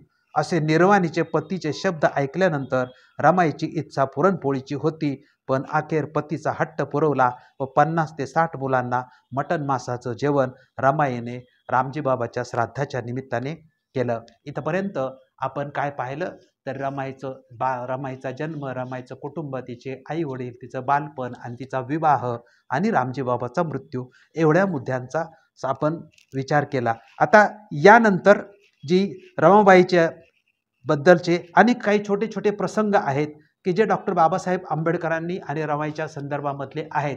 हे प्रसंग कुठल्या विषयाच्या दृष्टिकोनातून आहेत तर रमाबाईची बाबासाहेबांच्याकडे तक्रार असायची की तुमचं संसाराकडे लक्ष नाही किंवा तुम्ही संसाराकडे लक्ष अजिबात देत नाही, तुम्ही संसाराकडे थोडं तरी लक्ष दिलं पाहिजे, असे नवरा बायकोमध्ये जी चर्चा असायची त्याच्या संदर्भातले काही प्रसंग आहेत. ते प्रसंग छोटे छोटे प्रसंग आहेत, ते प्रसंग तुमच्या समोर मी ठेवण्याचा प्रयत्न करतो. माझी आत्मकथामध्ये हे प्रसंग लिहिलेला आहे की एक पत्र आहे बाबासाहेबांचं. प्रिय रामू, नमस्ते. पत्र पोहोचले. गंगाधर आजारी असल्याचे ऐकून वाईट वाटते. नशिबाचा ठेवा, त्याची चिंता करण्यात काही फायदा नाही. तुझा अभ्यास चालला आहे ही फार आनंदाची गोष्ट आहे. पैशा संबंधाने तजवीज करीत आहे. मी अन्नास मोताज झालो आहे तेव्हा मजजवळ पाठवण्यास काही नाही, तरी पण तुमचा बंदोबस्त करीत आहे. वेळ जर लागला आणि तुझे पैसे संपले तर दागिने मोडून खा. मी आल्यावर तुझे दागिने तुला भरून देईन. यशवंत व मुकुंद यांचे शिक्षण कसे काय चालले आहे कळवले नाही. माझी प्रकृती ठीक आहे, काही चिंता नसावी. अभ्यास काही संपला नाही. जून महिन्यात येणं होईल असं दिसत नाही. पुढे कळवेल. सखू व मंजुळा यांच्या संबंधी काही कळत नाही. तुला पैसे पोचल्यानंतर मंजुळाला व लक्ष्मीच्या आईस एक एक प्रत्येकी लुगडे घेणे. शंकरची काय हालहवाल, गजरा कशी आहे. म्हणजे घरातल्या सगळ्या प्रत्येक व्यक्तीची काळजी बाबासाहेब आंबेडकर परदेशात होते. हे पत्र कुठून लिहिले? बाबासाहेबांनी परदेशातून रमाईला पत्र लिहिलेलं आहे. परंतु इकडे बाबासाहेब तिकडे बाबासाहेबांचीही म्हणजे आर्थिक चणचण होती आणि इकडे रमाईचीही आर्थिक चणचण होती आणि बाबासाहेब म्हणत होते की आपण काहीच करू शकत नाही, तरी मी तुमच्यासाठी काही नाही काहीतरी तरतूद करण्याचा प्रयत्न करतोय आणि लवकरच तुमची तरतूद होईल. मीही इकडे अन्नास मोताद झालेलो आहे. म्हणजे एक महापुरुष, त्याची परिस्थिती काय होती, त्याच्या कुटुंबाची काय परिस्थिती होती, हा संक्षिप्त प्रसंगावरून आपण त्याच्यावरती खूप चिंतन करू शकता. त्यानंतर मग याच प्रसंगावरती बाबासाहेबांची जी नोकरी होती त्या नोकरीच्या संदर्भात रमाई बाबासाहेबांना म्हणते की 450 रुपयाची नोकरी पूर्ण आहे, ती आपणाला पुरी होईल. पुढच्या अभ्यासाचा नाद आता तुम्ही सोडून द्यावा, आता संसारात लक्ष घालून नेटका संसार करावा. यावर डॉक्टर म्हटले, जर तू माझ्या विद्याभ्यासात अडथळे आणू लागशील तर दुसरी बायको करीन. तुझ्यासारख्या अडाणी स्त्रीला त्याची काय किंमत. रमाबाई म्हणत, जा वाटेल तेवढ्या बायका करा, पण माझ्या घरात मी एकेलाही पाऊल ठेवू देणार नाही. आणि दोघे मोठमोठ्याने हसत होते. म्हणजे या दोघांचं जे बॉन्डिंग होतं नवरा बायकोचं आणि एकमेकावरचा जो विश्वास होता तो कितीतरी पटीने, म्हणजे त्या विश्वासाचं आपण शब्दामध्ये वर्णन करणं अशक्य आहे. की रमा अशिक्षित होती आणि बाबासाहेब आंबेडकर एवढे महान विद्वान जरी होते तरी नवरा बायकोचं जे विचार, नवरा बायकोचं एकमेकाला जे समजून घेणं जे होतं ते किती कसं होतं ते यावरून, म्हणजे त्यांच्या गप्पा जरी झाल्या तरी हसून खेळून सुद्धा त्या गप्पा घरामध्ये चालायचे हे यावरून स्पष्ट होतं. त्यानंतर दुसरा प्रसंग असाच घडला नवरा बायकोच्या मधला, तो म्हणजे बाबासाहेब आंबेडकर एक दिवस 500 रुपयाचं पुस्तक घेऊन येतात आणि ते वाचतात. समोर ताट ठेवलंय तरी ताटाकडे त्यांचं लक्षच नाही. त्यावेळेस रमाई काय म्हणते ते बघा. लॉ ऑफ इंग्लंड या नावाचा 5 भागांचा ग्रंथ 500 रुपयाला बाबासाहेबांनी विकत घेतला. साहेब वाचित होते घरात, पानं समोर होते. जेवणाबाबत 5-6 वेळा रमाईने हटकलं म्हणून बाबासाहेब म्हणाले, काय तुझी कटकट. अगं असले 5 ग्रंथ मी 500 रुपयाला घेतलेले आहेत, हे पान संपू दे मग मी जेवतो. रमाबाई म्हणाल्या, नवऱ्याने बायकोकडे, मुलांकडे, संसाराकडे लक्ष द्यावे असे त्या पानावर लिहिले आहे का, तेवढंच मला सांगा आणि मग जेवा. बाबासाहेबांनी स्मित केलं व जेवायला सुरुवात केली व ते म्हणाले, मी संसाराकडे लक्ष देत नाही, असे नेहमी माझ्या नावाने तू खडे फोडतेस, काय करावे मी. रमाई म्हणाल्या, अहो घरात भाजीपाला, तेल, मीठ लागेल तिकडे जरा नवऱ्याने लक्ष द्यावं, मुलाबाळांना अंजारून गोंजारून जवळ घ्यावं, बायोशी 4 शब्द बोलावेत, बायकोशी 4 शब्द बोलावेत. येऊन जाऊन तुमची ती पुस्तकं आणि तुम्ही पुस्तकासाठी 500 रुपये एकदम खर्च करण्याची काय जरुरी होती का. तुम्हाला थोड्या दिवसांनी मूल होणार आहे, याची तरी शुद्ध ठेवायला हवी होती. हे ऐकल्यानंतर दुसऱ्या दिवशी बाबासाहेब भाजीच्या 5-7 पेंड्या, बोंबलाच्या 100-125 कांड्या घेऊन बाबासाहेब घरी येतात. तेव्हा लक्ष्मीबाई त्यांना म्हणाल्या, अहो भाऊजी, या भाजीच्या पेंड्या उद्या परवा सुकून जातील आणि ही सगळी भाजी आपण संपवू शकणार नाही. बाबासाहेब आंबेडकरांना माहीत होतं की घरचं मला काही जमत नाही, बायको आणि भाऊजय यांच्या जीवावर माझा खऱ्या अर्थाने संसार चालू आहे. आणि तसं बाबासाहेब आंबेडकरांनी बोलून सुद्धा दाखवलेलं आहे. एकदा ऑफिसमध्ये बसलेले असताना बाबासाहेब आंबेडकरांनी हे बोलून दाखवलं. ऑफिसात साहेबांनी वरील गोष्टी सांगितल्यावर म्हणाले, मी हा असा, बायको भाऊजय आहेत म्हणून माझे घर चाललं आहे. लक्ष्मीबाई या 20 वर्षाच्या असताना विधवा झाल्या. आपला मुलगा मुकुंद याला घेऊन त्या कुटुंबात राहिल्या. त्या रमाबाईंना वडील जाऊबाई असूनही त्यांच्याशी फार अदबीने वागत. रमाबाईची प्रकृती नेहमीच तोळामासा. तेव्हा लक्ष्मीबाईवर घरचा सगळा बोजा पडे. रमाबाई त्यांना फार आदराने, नम्रतेने व प्रेमाने वागवीत. या दोघी कधीच भांडत नाहीत, हे त्यांचं वैशिष्ट्य आहे. बायकोशी, मुलांशी कसे वागावे हे मला काही कळत नाही.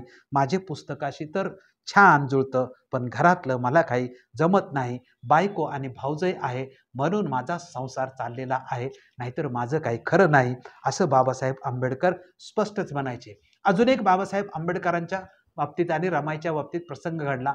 एकदा बाबासाहेब आंबेडकरांना एका केसची फी मिळाले आणि सगळे एक बंडल 20 रुपयाचे मिळाले. ते धोतराच्या सोग्यात गेले आणि रमाबाई समोर मांडले. त्यावर रमाबाई आणि बाबासाहेब काय म्हणतात ते बघा, की 20 रुपयाच्या नोटांचे बंडल रमाबाई समोर एका केसची फी यश मिळाले म्हणून मिळाली. ती साहेबांनी धोतराच्या सोग्यात धरून घरी नेली व रमाबाई समोर धरली व म्हणाले, हे घे पैसे. मी संसाराकडे बघत नाही, बायकोकडे बघत नाही म्हणून तू नेहमी माझ्या नावाने ओरडतेस. हे पैसे किती आहेत ते मला मोजून सांग. 20 रुपयाची चवड याप्रमाणे करून रमाबाई म्हणाल्या, हे पैसे 11 चवडी आहेत. साहेब उसण्या रागाने म्हणाले, पण ते पैसे एकंदर किती आहेत ते मला सांग. रमाबाई हसून म्हणाल्या, किती तुम्हाला ठाऊक? तुम्ही हजारो पैसे मोजता तसे मला थोडेच मोजता येतं. मी काय शिकली सवरलेली बाया आहे का? दोघेही हसू लागले. नंतर साहेब म्हणाले, तू अशी अडाणी राहिलीस म्हणून बरे, नाहीतर तू मला जास्त हैराण केलं असतं. बाबासाहेब पुढे कबुली देतात की माझा जो व्याप आहे, या व्यापामुळे मला माझ्या संसाराकडे, मला माझ्या घराकडे लक्ष अजिबात देता येत नाही. याचं मला फार सातत्याने दुःख होत असतं. आणि त्याबद्दल बाबासाहेब आंबेडकर म्हणतात, बाबासाहेब बॅरिस्टर होऊन आले त्यावेळी रमाबाईंची प्रकृती अतिशय बिघडली होती. डी.एन. पगारे साहेब रमाबाईस भेटले व पगारे दादांना रमाबाई म्हटली, क्या हो दादा, हे तुमचे साहेब करतात तरी काय? अहो, मी अशी झाले तरी माझी साधी विचारपूस देखील ते करीत नाहीत. निदान जिना उतरताना सहज माझ्याकडे पाहण्यास सुद्धा त्यांना फुरसत मिळत नाही आणि प्रकृती तर ही अशी होत चालली आहे. हे त्यांनी ऐकले म्हणजे पगारे दादांनी, आणि त्याच पावली बाबांच्या अभ्यासक्रमात गेले आणि म्हणाले, साहेब हे काय चालवलंय तुम्ही? आईसाहेबांची प्रकृती इतकी क्षीण झाली असता तुम्ही त्यांची साधी विचारपूस देखील करू नये, की सहज उतरताना मान वळवून पाहू देखील नये. आता तुम्हाला म्हणावं तरी काय? यावर बाबा नुसते हसले आणि म्हणाले, काय झाले तरी काय नाशिकच्या महाराला रागवायला? या बसा, तर जरा शांत तर व्हा, सांगतो तुम्हाला सारे. अहो पगारे, तुम्ही म्हणता ते मला कळत नाही असं का तुम्हाला वाटतं? पण मी पडलो एकटा तेव्हा मी तरी काय करू? बॅरिस्टरी करू की समाजकार्य करू की केवळ माझ्या घरापुरतं कुटुंबापुरतं मी पाहू? अहो, हे सारं करताना मला वेळच आहे कुठे तिला पाहायला? मी विचारपूस तर दूरच राहिली, पण मी वकिली करून जो काही थोडाफार पैसा मिळवतो तो सारा तिच्याजवळ देतो आणि त्यातून मला खर्चा करता लागेल ते मागून घेतो. तेव्हा पैसा जवळ असताना तिने डॉक्टरांकडे का जाऊ नये? औषध पाणी का बरं घेऊ नये? स्वतःची प्रकृती कशी सुधारेल याकडे लक्ष पुरवण्यापेक्षा साहेब जेवले की नाही याकडे तिचे लक्ष अधिक. आता तुम्हीच सांगा, काय सांगावं मी तिला आणि काय करावं मी तिच्यासाठी? हे शब्द संपण्यापूर्वीच साहेबांच्या डोळ्यातून सुद्धा अश्रू येऊ लागले. त्यामुळे दोघांचे एकमेकाच्या बद्दल प्रेम होतं, परंतु परिस्थितीच अशी आहे की मी कसा, माझ्याकडे वेळच नाही तर मी कसं लक्ष देऊ? आणि असं म्हणून बाबासाहेब आंबेडकर रडू लागले. त्यानंतर पुन्हा बाबासाहेबांच्यावर जो प्रसंग येतो की लक्ष्मीबाईचा मृत्यू होतो आणि त्यावेळेस बाबासाहेब म्हणतात की साहेबांना ऑफिसमध्ये उदा लक्ष्मीबाईच्या मृत्यूनंतर बाबासाहेब ऑफिसमध्ये बसलेले असतात आणि उदासीन असतात. साहेबांना ऑफिसमध्ये उदासीन बसलेले असताना पाहून उदासीनचे कारण पगारे दादांनी बाबासाहेबांना विचारले. ते म्हणाले, काय करणार पगारे, या पोरांना मोडकी तोडकी आई होती ती देखील मरण पावली. त्यावर पगारे म्हणतात, म्हणजे आता कोण बरं वारल्या? असे म्हणतात. साहेब म्हणाले, अहो मुकुंदाची आई, आणि आता घरात म्हातारे माणूस कोण म्हणून कोणीही राहिले नाही. मग आपल्या बहिणी आहेत ना, त्यापैकी एकीला आणून ठेवलं तर चालेल ना? साहेब म्हणाले, अहो त्या तरी आता कुठे राहिल्या आहेत? सगळ्या बिचाऱ्या स्वर्गवासी झाल्या आहेत, मग दोन्ही मुलांचे लग्न तरी करून टाका. साहेब म्हणाले, हे ठीक आहे, पण त्यांना सांभाळण्यास सासू तरी कुठे आहे? आणि सासू नसल्यामुळे त्या घरात सारख्या भांडत राहतील. त्यासाठी आता आपण लग्न केलं तर सर्व ठीक होईल, घरी सांभाळले जाईल आणि तुमचीही देखभाल ठेवता येईल. यावर बाबासाहेब मात्र किंचित हसले व म्हणाले, काय म्हणता पगारे, माझ्या स्वभावाची तुम्हाला चांगली ओळख आहे. अहो आता नवीन येणारी बायकोही सुशिक्षित व सुधारक असणार, बंगलेत पुस्तकं घेणार, धाड धाड जिना चढून येणार आणि म्हणणार, चला डॉक्टर फिरायला, चला सिनेमाला, चला पार्टीला. हे सारं माझ्या स्वभावाला रुचण्यासारखं आहे का? अर्थात मी तिच्यासोबत गेलो नाही तर ती रागवेल, नाराज होईल, हात पाय आपटील आणि म्हणेल, असा कसा हा नवरदेव? पाहू तेव्हा पुस्तकात डोके खुपसून बसलेला. मग तुम्हीच सांगा, कशाला करू मी दुसरं लग्न? काय घरादाराचं व्हायचं ते होऊ दे, पण दुसरं लग्न मी करणार नाही. रमाबाईंनी पंढरपूरला जाण्याचा हट्ट धरला होता. तो एक प्रसंग आहे आणि बाबासाहेब त्याच्यावर काय उत्तर देतात ते पहा. रमाबाईंनी पंढरपूरला जायचा ध्यास धरला तेव्हा त्यांची समजूत घालताना बाबासाहेब म्हणाले, जेथे भक्ताला विठोबाचे दर्शन मिळत नाही ते पंढरपूर काय कामाचे? तू खंत करू नकोस. त्यागपूर्ण जीवन घालवीत सदाचारी राहून आपण दलितांची निरपेक्ष सेवा करू आणि तेथेच दुसरे पंढरपूर निर्माण करू. रमाबाईचा पिंड धर्मनिष्ठ होता. पंढरपूर लक्षावधी लोक भक्तिभावाने जाऊन देवाचे दर्शन घेतात. आपणही एकदा पंढरपूरला जाऊन देवदर्शन घेण्याचे रमाबाईंनी ठरवले, परंतु ती पडली अस्पृश्य हिंदू स्त्री. विठोबाच्या देवळापासून एका विशिष्ट अंतरावर उभे राहून त्या पतिव्रतेला आपली प्रार्थना करावी लागली असती, परंतु स्वाभिमानी सूर्य बाबासाहेबांना आपल्या पत्नीच्या त्या संभाव्य अपमानाची कल्पना सहन न होऊन त्यांनी तिला पंढरपुरात जाण्यास नकार दिला. त्यावेळेस बाबा मोठ्या आवेशाने उद्वेगाने म्हणाले, जे पंढरपूर भक्तांना देवाच्या मूर्तीपासून दूर लोटते त्या पंढरपूरची कथा ती काय? आपल्या उभयतांच्या पुण्याईने, स्वार्थ त्यागाने, सेवेने, या दलितांच्या सेवेने आणि दुसरी पंढरी आपण निर्माण करू. सत्पुरुष तीर्थे पवित्र करतात, महापुरुष ते निर्माण करतात. दुसरे पंढरपूर जे हृदय मांगल्याच्या प्रेरणेने उदात्त आणि भव्य झाले असेल, त्या हृदयातून अशा स्फूर्तिदायक पुण्यशाली गीतेची गंगा वाहू शकेल. त्यानंतर आपण तिसरा भाग घेणार आहोत की बाबासाहेब आंबेडकरांच्या संदर्भामध्ये रमाबाई सातत्याने चिंतित असायच्या. जे रमाबाईचं नंतरचं संपूर्ण आयुष्य आहे ते बाबासाहेब आंबेडकरांच्या जीवाला कुठल्याही प्रकारचा धोका होईल की काय या दृष्टिकोनातून ती बाबासाहेब आंबेडकरांची सातत्याने चिंता करायच्या. आणि अशा संदर्भामध्ये अनेक प्रसंग आहेत. त्या प्रसंगातले काही प्रसंग तुमच्यासमोर आपण ठेवण्याचा प्रयत्न. त्यातला पहिला जो प्रसंग आहे तो प्रसंग असा आहे की बाबासाहेब आंबेडकर 1920 ते 1923 साली बाबासाहेब आंबेडकर हे लंडन स्कूल ऑफ इकॉनॉमिक्स आणि बाबासाहेब आंबेडकरांनी MSc आणि DSc पदवी घेतली होती आणि दुसरी जी पदवी बॅरिस्टरीची आपले लंडनमधलं शिक्षण पूर्ण करून आले होते. आणि त्यावेळेस बाबासाहेब आंबेडकरांचे अनुयायी बाबासाहेब आंबेडकरांना भेटायला म्हणजे त्यांच्या स्वागताला गेले होते. रमाबाईला पण खूप इच्छा झाली होती स्वागताला जाण्याची, परंतु रमाबाईच्या पुढे मोठं संकट होतं की रमाबाईच्या जवळ चांगलं पातळ नेसायला नव्हतं. त्यामुळे कसं जायचं आपण बाबासाहेब आंबेडकरांचं स्वागत करण्यासाठी, हा जो प्रसंग आहे तो प्रसंग मी तुमच्यासमोर ठेवणार आहे. लंडनला आपला अभ्यास बाबासाहेबांनी पूर्ण केला होता आणि ते भारतात परतणार होते.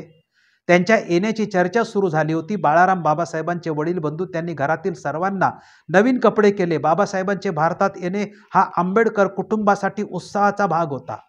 एका प्रदीर्घ विरहाचा अस्त आणि भेटीच्या आनंदाचा समारंभ असं या घटनेचं स्वरूप होतं. सर्वांच्या मनात सुख दरवळू लागलं होतं. बाळाराम तसे भांडखोर बाबासाहेबांच्या कुटुंबाची वातात होत होती, तरी बाळाराम वेगळे राहत असत. पण काही कार्यकर्त्यांनी बाळारामला विनवले व ते कुटुंबात राहायला गेले. तर 1923 साली बाबासाहेब येणार असतात. ते घरातल्या सर्वांना कपडे करून देतात. रमाबाईनं स्वतःसाठी चांगलं लुगडं घ्यावं म्हणून रमाबाईला ते पैसे देतात. पण रमाईचं काळीज स्वतःसाठी कधी तुटतच नव्हतं. ते तुटत होतं बाबासाहेबासाठी. स्वतःसाठी काय घ्यावं ल्यावं असं तिला कधी वाटलंच नव्हतं. मला काय करायचं आहे नवं लुगडं घेऊन, माझ्या इच्छा फार समजूतदार आहेत, माझं स्वप्न फार शहाणं आहे, माझी सारी सुखं आता त्यांच्या सुखाशी बांधील आहेत. मला माझ्या पतीला सुखी करायचं आहे. त्यांच्या पुढच्या सर्व वाटा मला मोकळ्या करायच्या आहेत. त्या वाटांच्या पावलामध्ये गती धावावी यासाठी मी प्रयत्न करेन. बाळारामांनी तिला लुगड्यासाठी दिलेले पैसे तिने कसे खर्च करावेत? रमाबाईंनी बाबासाहेबांसाठी एक धोतर जोडी घेतली, झोपण्यासाठी गादी घेतली आणि जेवायला बसण्यासाठी पाट घेतला. चंदनाचा सुगंध इतरांसाठी असतो, चंद्राचं चांदणं इतरांसाठी असतं, तसं रमाईचं सर्वस्व बाबासाहेबांसाठी होतं. आणि 1923 साली बाबासाहेब बॅरिस्टर होऊन आले. खूप लोक त्यांच्या स्वागताला गेले, हजारो लोक गेले, पण रमाईचा तर पतीच आला होता. तिच्या पुढे मात्र वेगळाच प्रश्न होता, साहेबांच्या स्वागताला कसं जावं? आपल्याला लुगडं एकच आहे आणि तेही फाटकं. फाटलेलं लुगडं नेसून मी नवऱ्याच्या स्वागताला गेली तर लोक बॅरिस्टरची बायको फाटकं लुगडं नेसून आली असं म्हणतील. माझ्या नवऱ्याची मान खाली जाईल. नाही, माझ्याकडून असं काळही घडणार नाही, कदापि घडणार नाही. पण स्वागताला तर जायचंय. रमाला आठवलं कुठल्याशा सत्कारात भीमरावांना शाहू महाराजांनी जरीचा पटका दिला होता. तिने तो काढला आणि ती नेसली आणि ही भीमरावाची पत्नी त्यांच्या स्वागताला गेली. कोणाच्याही हे लक्षात आलं नाही, पण भीमराव उडत्या पाखराचे पिसं मोजणारा माणूस तो. शब्द ओठावर येण्याआधी अर्थ लक्षात घेणारा प्रज्ञापुरुष तो. यावेळी रमाईसाठी रडता येणं शक्य नव्हतं. हजारो लोकांचा गरडा भोवती होता, पण भीमराव यासाठी रमाईसाठी रडले. ती आसवे दिसली फक्त रमाईच्या आसू भरल्या डोळ्यांना. यावेळी बाबासाहेबांच्या डोळ्यातून काळीज सांडत होतं आणि ते फक्त रमाईला दिसत होतं. रमाईच्या डोळ्यात करुणेचा डोह होता. व्याकुळ बुद्ध तिच्या नजरेत होता. रमाई करुणेची कविताच होती आणि ती भोवती हजारो लोक होते, तरी केवळ भीमरावच रमाईच्या डोळ्यातील ती करुणेची कविता वाचत होते. 1925 सालची गोष्ट आहे. बाबासाहेब आंबेडकर विश्रांतीला सोलापूरला गेले होते. बाबासाहेब 1925च्या सुमारास रमाईची प्रकृती एकदमच बिघडली. बाबासाहेबांच्या मनात चिंतेचे ढग जमले. साहेब रमाबाईजवळ गेले. त्यांनी तिच्या कपाळावर हात ठेवला. रमाईच्या डोळ्यातलं तेज ओसरलं होतं. जड आवाजात बाबासाहेब रमाईला म्हणाले, चल रामू, आपण काही दिवस बाहेर जाऊन राहू. कशाला? थकलेल्या खोल आवाजात रमाई म्हणाली, हवा पालट होईल, तुला बरे वाटेल. नको, उगीच कशाला खर्चात पडता, येऊ दे खर्च. डॉक्टर उदगावकरांचाही हाच सल्ला आहे. जाऊ आपण. मला कुठंही जावंसं वाटत नाही. काही बरं वाईट व्हायचं ते इथंच होऊ द्या, आपल्याच घरात. सर्व ठीक होणार आहे रामू, तू धीर नको सोडू. माणसानं हिंमत सोडू नये. या हिमतीच्या जोरावरच गडचे गड चढता आणि उतरता येतात. बरं, तुम्ही म्हणता तर चला, रमाई म्हणाली आणि रमाईला घेऊन बाबासाहेब सोलापूर जिल्ह्यातील बावी इथे गेले व तिथे वालचंद्र रामचंद्र कोठारी यांच्या मळ्यामध्ये बाबासाहेब आंबेडकर राहिले. नंतर काही दिवस सोलापूरच्या विद्यार्थी आश्रमातमध्ये सुद्धा बाबासाहेब आंबेडकर राहिलेले आहेत. 1927 सालची इथून पुढे तर फार मोठमोठे प्रसंग जसे बाबासाहेब आंबेडकरांच्या जीवनात येत गेले, त्या प्रत्येक मोठमोठ्या प्रसंगाला रमाईची मात्र रात्रंदिवस झोप उडाली होती आणि बाबासाहेबांची सातत्याने काळजी करत होती. त्याच्यातला फार मोठा प्रसंग म्हणजे महाडच्या सत्याग्रहाच्या निमित्ताने जो हल्ला झाला होता त्या संदर्भामधला. महाडच्या चौदार तळ्याचा सत्याग्रह 1927चा आंदोलन पेटणारं होतं. रमाबाईची तब्येत तशी पुरती तोलामोसाचीच होती, परंतु त्यांनी बाबासाहेबांना विनंती केली की मी महाडला येऊ का? तू काय करणार महाडला येऊन? बाबासाहेब म्हणाले, आम्ही तिथं काम करू, स्वयंपाक करू, लोकांना जेव घालू. महाडच्या आंदोलनाची दगदग रमाईला झेपणार नाही हे बाबासाहेबांना माहीत होतं. साहेब घरी आले आणि महाडला जायला निघाले की पुढचं आपण गाडीतच पुढं बसायचं, नाहीतर ते थोडंच नाही म्हणणार आहेत एकदा गाडीत बसलं की. म्हणून रमाईने तयारी केली होती. साहेब आता येतील मग येतील, सारखी वाट पाहत राहिली आणि नंतर कळलं की साहेब कार्यालयातून परस्पर महाडला निघून गेलेले आहेत. त्यानंतर रायगडावरती बाबासाहेब आंबेडकरांच्यावर हल्ला झालेल्याची जी बातमी आली होती, त्या बातमीपासून तर रमाबाई एवढी चिंतित झाली आणि तेव्हापासून जे तिने अंथरूण धरलं आणि तेव्हापासून जी तिची तब्येत खालावत केली ती परत कधी सुधारलेली नाहीत. म्हणजे 1927 ते 1935 हा कालखंड आहे. ती जी बातमी होती ती कशी, बाबासाहेब सत्याग्रहींना घेऊन रायगडावर गेले होते. तिथे त्यांनी शिवाजी महाराजांची समाधी पाहिली, इतरही अनेक ठिकाणं पाहिली. हिरकणीच्या टोकाला असलेलं रायनागचं घर पाहिलं, गडावरून दिसणारे खालचे भव्य सौंदर्य पाहिलं. रात्री ते गडावरील धर्मशाळेतच झोपले. रात्री 12 वाजता खिडकीतून थंड पाणी टाकून त्यांना जागवलं गेलं. काही लोक बंदुका घेऊन त्यांना मारायला येत आहेत अशी अफवा पसरवली. अर्थात आजूबाजूच्या भागातील हजारो माणसं बाबासाहेब आंबेडकरांचे अनुयायी बाबासाहेबांच्या रक्षणासाठी किल्ल्याच्या पायथ्याला बसली होती. काही माणसं मशाली पाजळून किल्ल्यावर बसली होती. बाबासाहेबांचा खून करायला निघाले लोक आलेच नाहीत. त्या अफवेत तथ्य होतं की अफवा मुंबईपर्यंत मात्र ती पोहोचली होती आणि यावेळी रमाबाईच्या दुबळ्या काळजाचं मात्र पाणी पाणी झालं होतं. तिच्या जीवाचा थरकाप उडाला होता. बाबासाहेब परत येईपर्यंत आणि त्यांना आपल्या डोळ्यांनी पाहीपर्यंत तिचा जीव मात्र अजिबात नव्हता. रायगड किल्ल्यावर साहेबांना मराठ्यांनी मारलं ते दवाखान्यात आहेस असे खोटेच रमाबाईस कळवले, म्हणून त्या रडू लागल्या होत्या. बायांनी त्यांना समजावलं. साहेब आल्याचे कळल्यावर भेटण्यास त्या अतिउत्सुक झाल्या. तेव्हा सर्व लोकांनी सांगितलं की साहेब तुम्ही अगोदर घरी जावा, थोडा वेळ थांबा आणि मग द्या. बाईंना बरं वाटेल. साहेब रागाने म्हणाले, अहो या बायका अशाच, त्यांच्या साऱ्या इच्छा आकांक्षा याकडे आपण पाहत बसलो तर आपल्या हातून कोणतेही कर्तृत्व होणार नाही. मला केससाठी रात्रीच्या गाडीने कोल्हापूरला जायचं आहे, तेव्हा केसची मला आता तयारी केली पाहिजे. तुम्ही सर्वजण आता घरी जा. कोल्हापूरवरून परत आल्यावर रमाबाईशी ते बोलले. ऑफिसात आल्यावर सहस्रबुद्धे साहेबास म्हणाले, पण साहेब तुम्ही पत्नीबद्दल फारच बेफिकर असता, हे बरं नाही. साहेब यावर एकदम गंभीर झाले व म्हणाले, सर्व लोकांचा मजवर हा आरोप आहे. मी पत्नी, मुले, माझी लायब्ररी यांच्यावरती मनापासून प्रेम करतो. ते प्रेम व्यक्त करण्याचे माझे मार्ग तुमच्यासारखे नाहीत.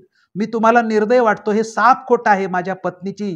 माझ्या पत्नीच्या स्वार्थ त्यागामुळे मला आज ही स्थिती प्राप्त झाली आहे.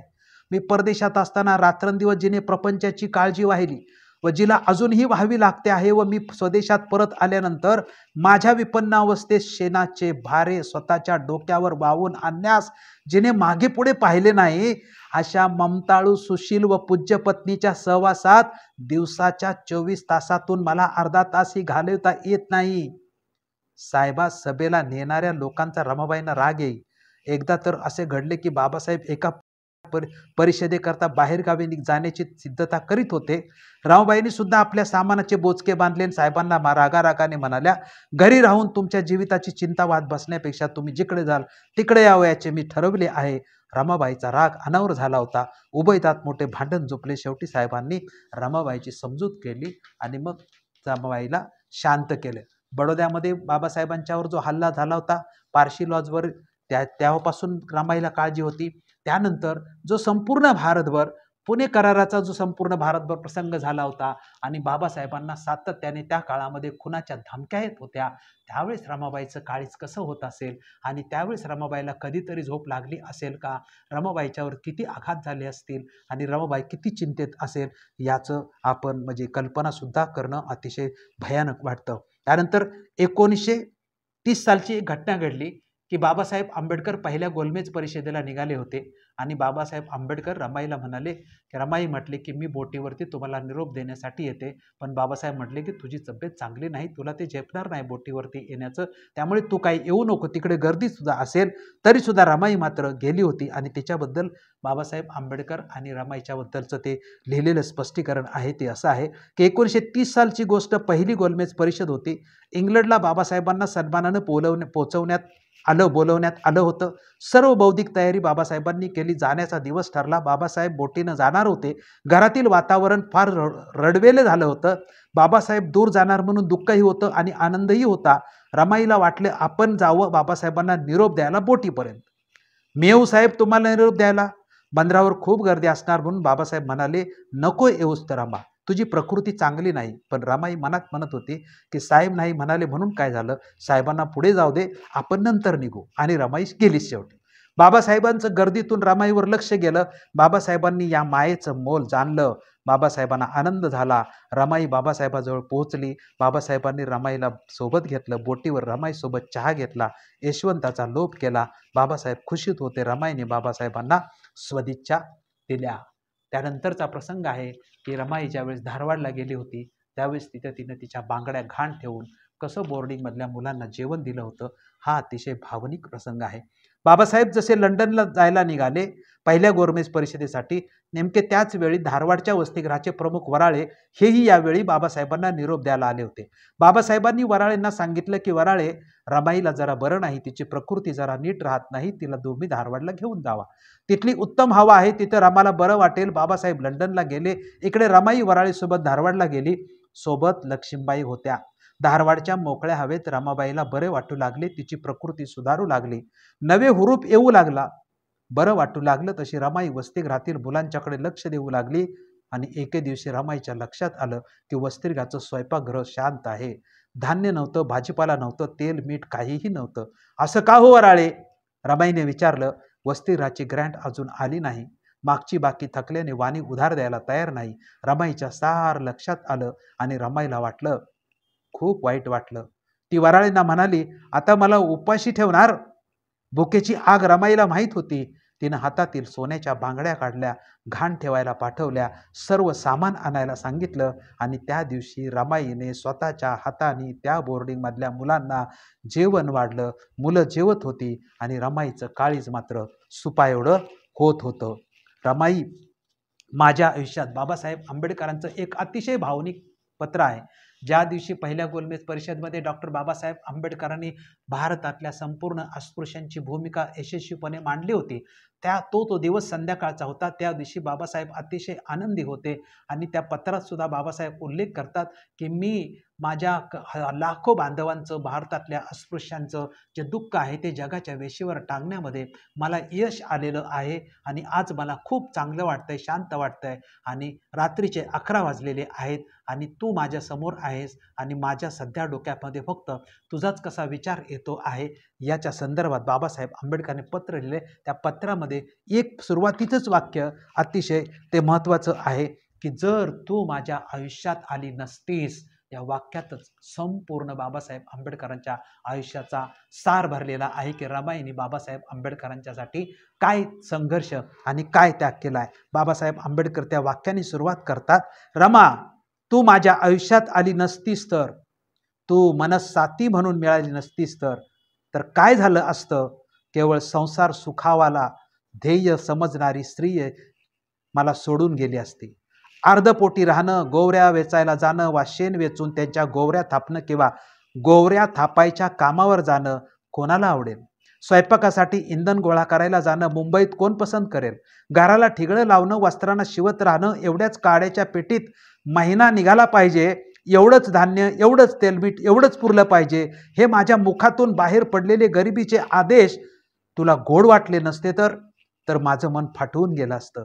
माझ्या या जिद्दीला तडे गेले असते. मला भरती येत गेली असती आणि तिला त्या वेळी लगेच ओहोटीही लागली असती. माझ्या स्वप्नांचा खेळही फारच विस्कटून गेला असता. माझ्या जीवनाचा सगळा सूरच बेसूर झाला असता. सगळीच मोडतोड झाली असती. सगळाच मनस्ताप झाला असता. मी कदाचित खुरटी वनस्पतीत झालो असतो. परंतु तू मला साथी मिळालीस आणि अडचणींना, गरिबीला वाकवणारी शक्ती मिळाली. माझ्या स्वप्नांना पंख फुटले. माझ्या मनात नवे नवे दिवस उगवू लागले. माझी पावलं निर्भय झाली. माझं चालणं खंबीर झालं. मनात खूप दिवसापासून दाटून होतं माझ्या. तुझ्याशी प्रत्यक्षात बोलावं असं खूपदा वाटत होतं, पण जमलं नाही रमा. कारण काम, धावपळ, वाचन, लेखन, येणारे जाणारे भेटीगाठी, तुझ्याशी बोलावं, मन मोकळं करावं असं कधी कधी वाटे, पण परत ते पानात दडपलं गेलं. ओठापर्यंत येऊनही मागं फिरलं, मन भरलेलं, पण तुझ्या पुढे अंतरायला वेळच मिळाला नाही. जीव तुडुंब भरून आलेला, पण तुझ्या पुढे ओतायला जमलंच नाही. म्हणून आज जरा निवांतपणे या पत्रातून मोकळा होत आहे. तुझी आठवण झाली. रात्रीचे 11 वाजले आहेत. एकटाच आहे. दिवसभर गोलमेज परिषदेचं काम सुरू होतं. तिथून संपूर्ण नवविश्लेषण मी मांडलं. माझं म्हणणं सत्य होतं आणि ते पटवून देणारे युक्तिवाद प्रखर होते. सत्याकडे पाठ फिरवता येईल, पण सत्य नाकारता मात्र येणार नाही. हा अतिशय बाबासाहेब आंबेडकरांच्या जीवनातला फार मोठा रमाईच्या संदर्भामधला प्रसंग आहे. हे बाबासाहेब आंबेडकरांचं पत्र आहे. 1930चं पहिल्या गोलमेज परिषदेला गेल्यानंतर बाबासाहेब आंबेडकरांनी लिहिलेलं आहे. त्यानंतर चिंतेची गोष्ट एक होती की भोर संस्थानामध्ये बाबासाहेबांची परिषद होती. त्यावेळी घडलेला प्रसंग. भोर संस्थानातील अस्पृश्य परिषदेआधी विश्रांती घ्यायला बाबासाहेब सिंहगडावर गेले. तिथून ते परिषदेला जाणार होते. अस्पृश्यांनी शिवाजीचा गड बाटवला असा आरडाओरडा करीत 60-70 स्पष्ट मंडळी लाट्याकाट्या घेऊन बाबासाहेबांना मारायला आली. पण निर्भय बाबासाहेबांनी आपल्या तेजस्वी वाणीने त्या मातेपूर्णा शांत केलं. रमाबाईला हे कळलं आणि रमाबाईंनी अंथरुणच धरलेलं होतं. दुसरा प्रसंग हा दौलताबाद किल्ल्याचाही अशाच पद्धतीचा आहे. 1934 मध्येच बाबासाहेब दौलताबादला गेले होते. किल्ला पाहायच्या वेळी तिथल्या तळ्याचं पाणी त्यांनी हातपाय धुवायला घेतलं. पहारेकरी मुसलमान होता. त्याने आरडाओरडा केला. अनेक मुसलमानांना बोलावलं. बाबासाहेब हा सर्वच प्रकार अंतर्मुख होऊन पाहत होते. त्यांना वाटलं की मुसलमान तर अस्पृश्यता पाळत नाहीत, मग हा मुसलमान असा का वागतो? तो हिंदूचे का शिकला? बाबासाहेब अत्यंत शांतपणे म्हणाले, मी जर मुसलमान झालो तर या तळ्यातलं पाणी पिण्यास नकार देशील का? तुझा धर्म तुला काय शिकवतो? मुसलमानाच्या डोक्यात प्रकाश पडला. काही विपरीत घडू नये म्हणून एक सशक्त शिपाई सुद्धा त्याने बाबासाहेबांच्या सोबत दिला. अशा प्रकारे बाबासाहेबांच्या बद्दल असे रोजच प्रसंग घडत असल्यामुळे रमा ही कायमस्वरूपी चिंताग्रस्तच असायची आणि स्वतःच्या जीवापेक्षा बाबासाहेबांच्या जीवाचीच रात्रंदिवस रमाई काळजी करत होती. त्यामुळे रमाईचं हे तब्येत कधी बरी व्हायची तर कधी ती पुन्हा खराब व्हायची, पण कायमस्वरूपी मात्र रमाई खडखडीत होताना आपल्याला दिसली नाही. आणि शेवटी मातोश्री रमाबाईचं निधन होतं. त्याच्या संदर्भातला मी तुमच्यासमोर स्पष्टीकरण करण्याचा प्रयत्न करतो. पृष्ठ क्रमांक 276, 77 व 278 धनंजय कीर यांनी रमाबाईच्या निधनांच्या बद्दल लिहिलेलं आहे. बाबासाहेबांची पत्नी सौ रमाई आजारी होत्या. गेल्या 10 वर्षात आपल्या कुटुंबियाकडे लक्ष देण्यास बाबासाहेबांना फुरसत अशी कधी मिळालीच नव्हती. जेव्हा जेव्हा त्यांना थोडा वेळ मिळे तेव्हा तेव्हा ते कौटुंबिक गोष्टीकडे लक्ष पुरवीत. रमाबाईंना त्यांनी एकदा धारवाडला हवापालट नेल्याकरता नेले होते, पण प्रकृतीत काही सुधारणाच होईना. जरी त्यांची पत्नी सुस्वभावी, कर्तव्यदक्ष आणि सदाचरणी अशी होती, तरी आंबेडकरांना सांसारिक सुख विशेष लाभलेच नाही. 3 मुलगे आणि 1 मुलगी यास ते मुकले होते. राजकीय क्षेत्र जहाल तोंडाचे, निधड्या छातीचे आणि पोलादी पिळाचे नेते म्हणून बाबासाहेब प्रसिद्ध होते, परंतु ते स्वतःच्या सांसारिक जीवनातले आघात मात्र सोसू शकले नाहीत. म्हणून ते कौटुंबिक पाशापासून अलीकडे दूर राहत असत. पत्नीच्या प्रकृतीत काही सुधारणा व्हावी यासाठी बाबासाहेबांनी पुष्कळ प्रयत्न केले. तथापि बऱ्या होणाऱ्या रोगावरच औषध लागू पडतं. औषध लागू न पडल्याने रमाई दिवसेंदिवस कृश होत गेल्या आणि त्या खंगलेल्या स्थितीत त्या माऊलीची 27 मे 1935 रोजी जीवनज्योत मालवली.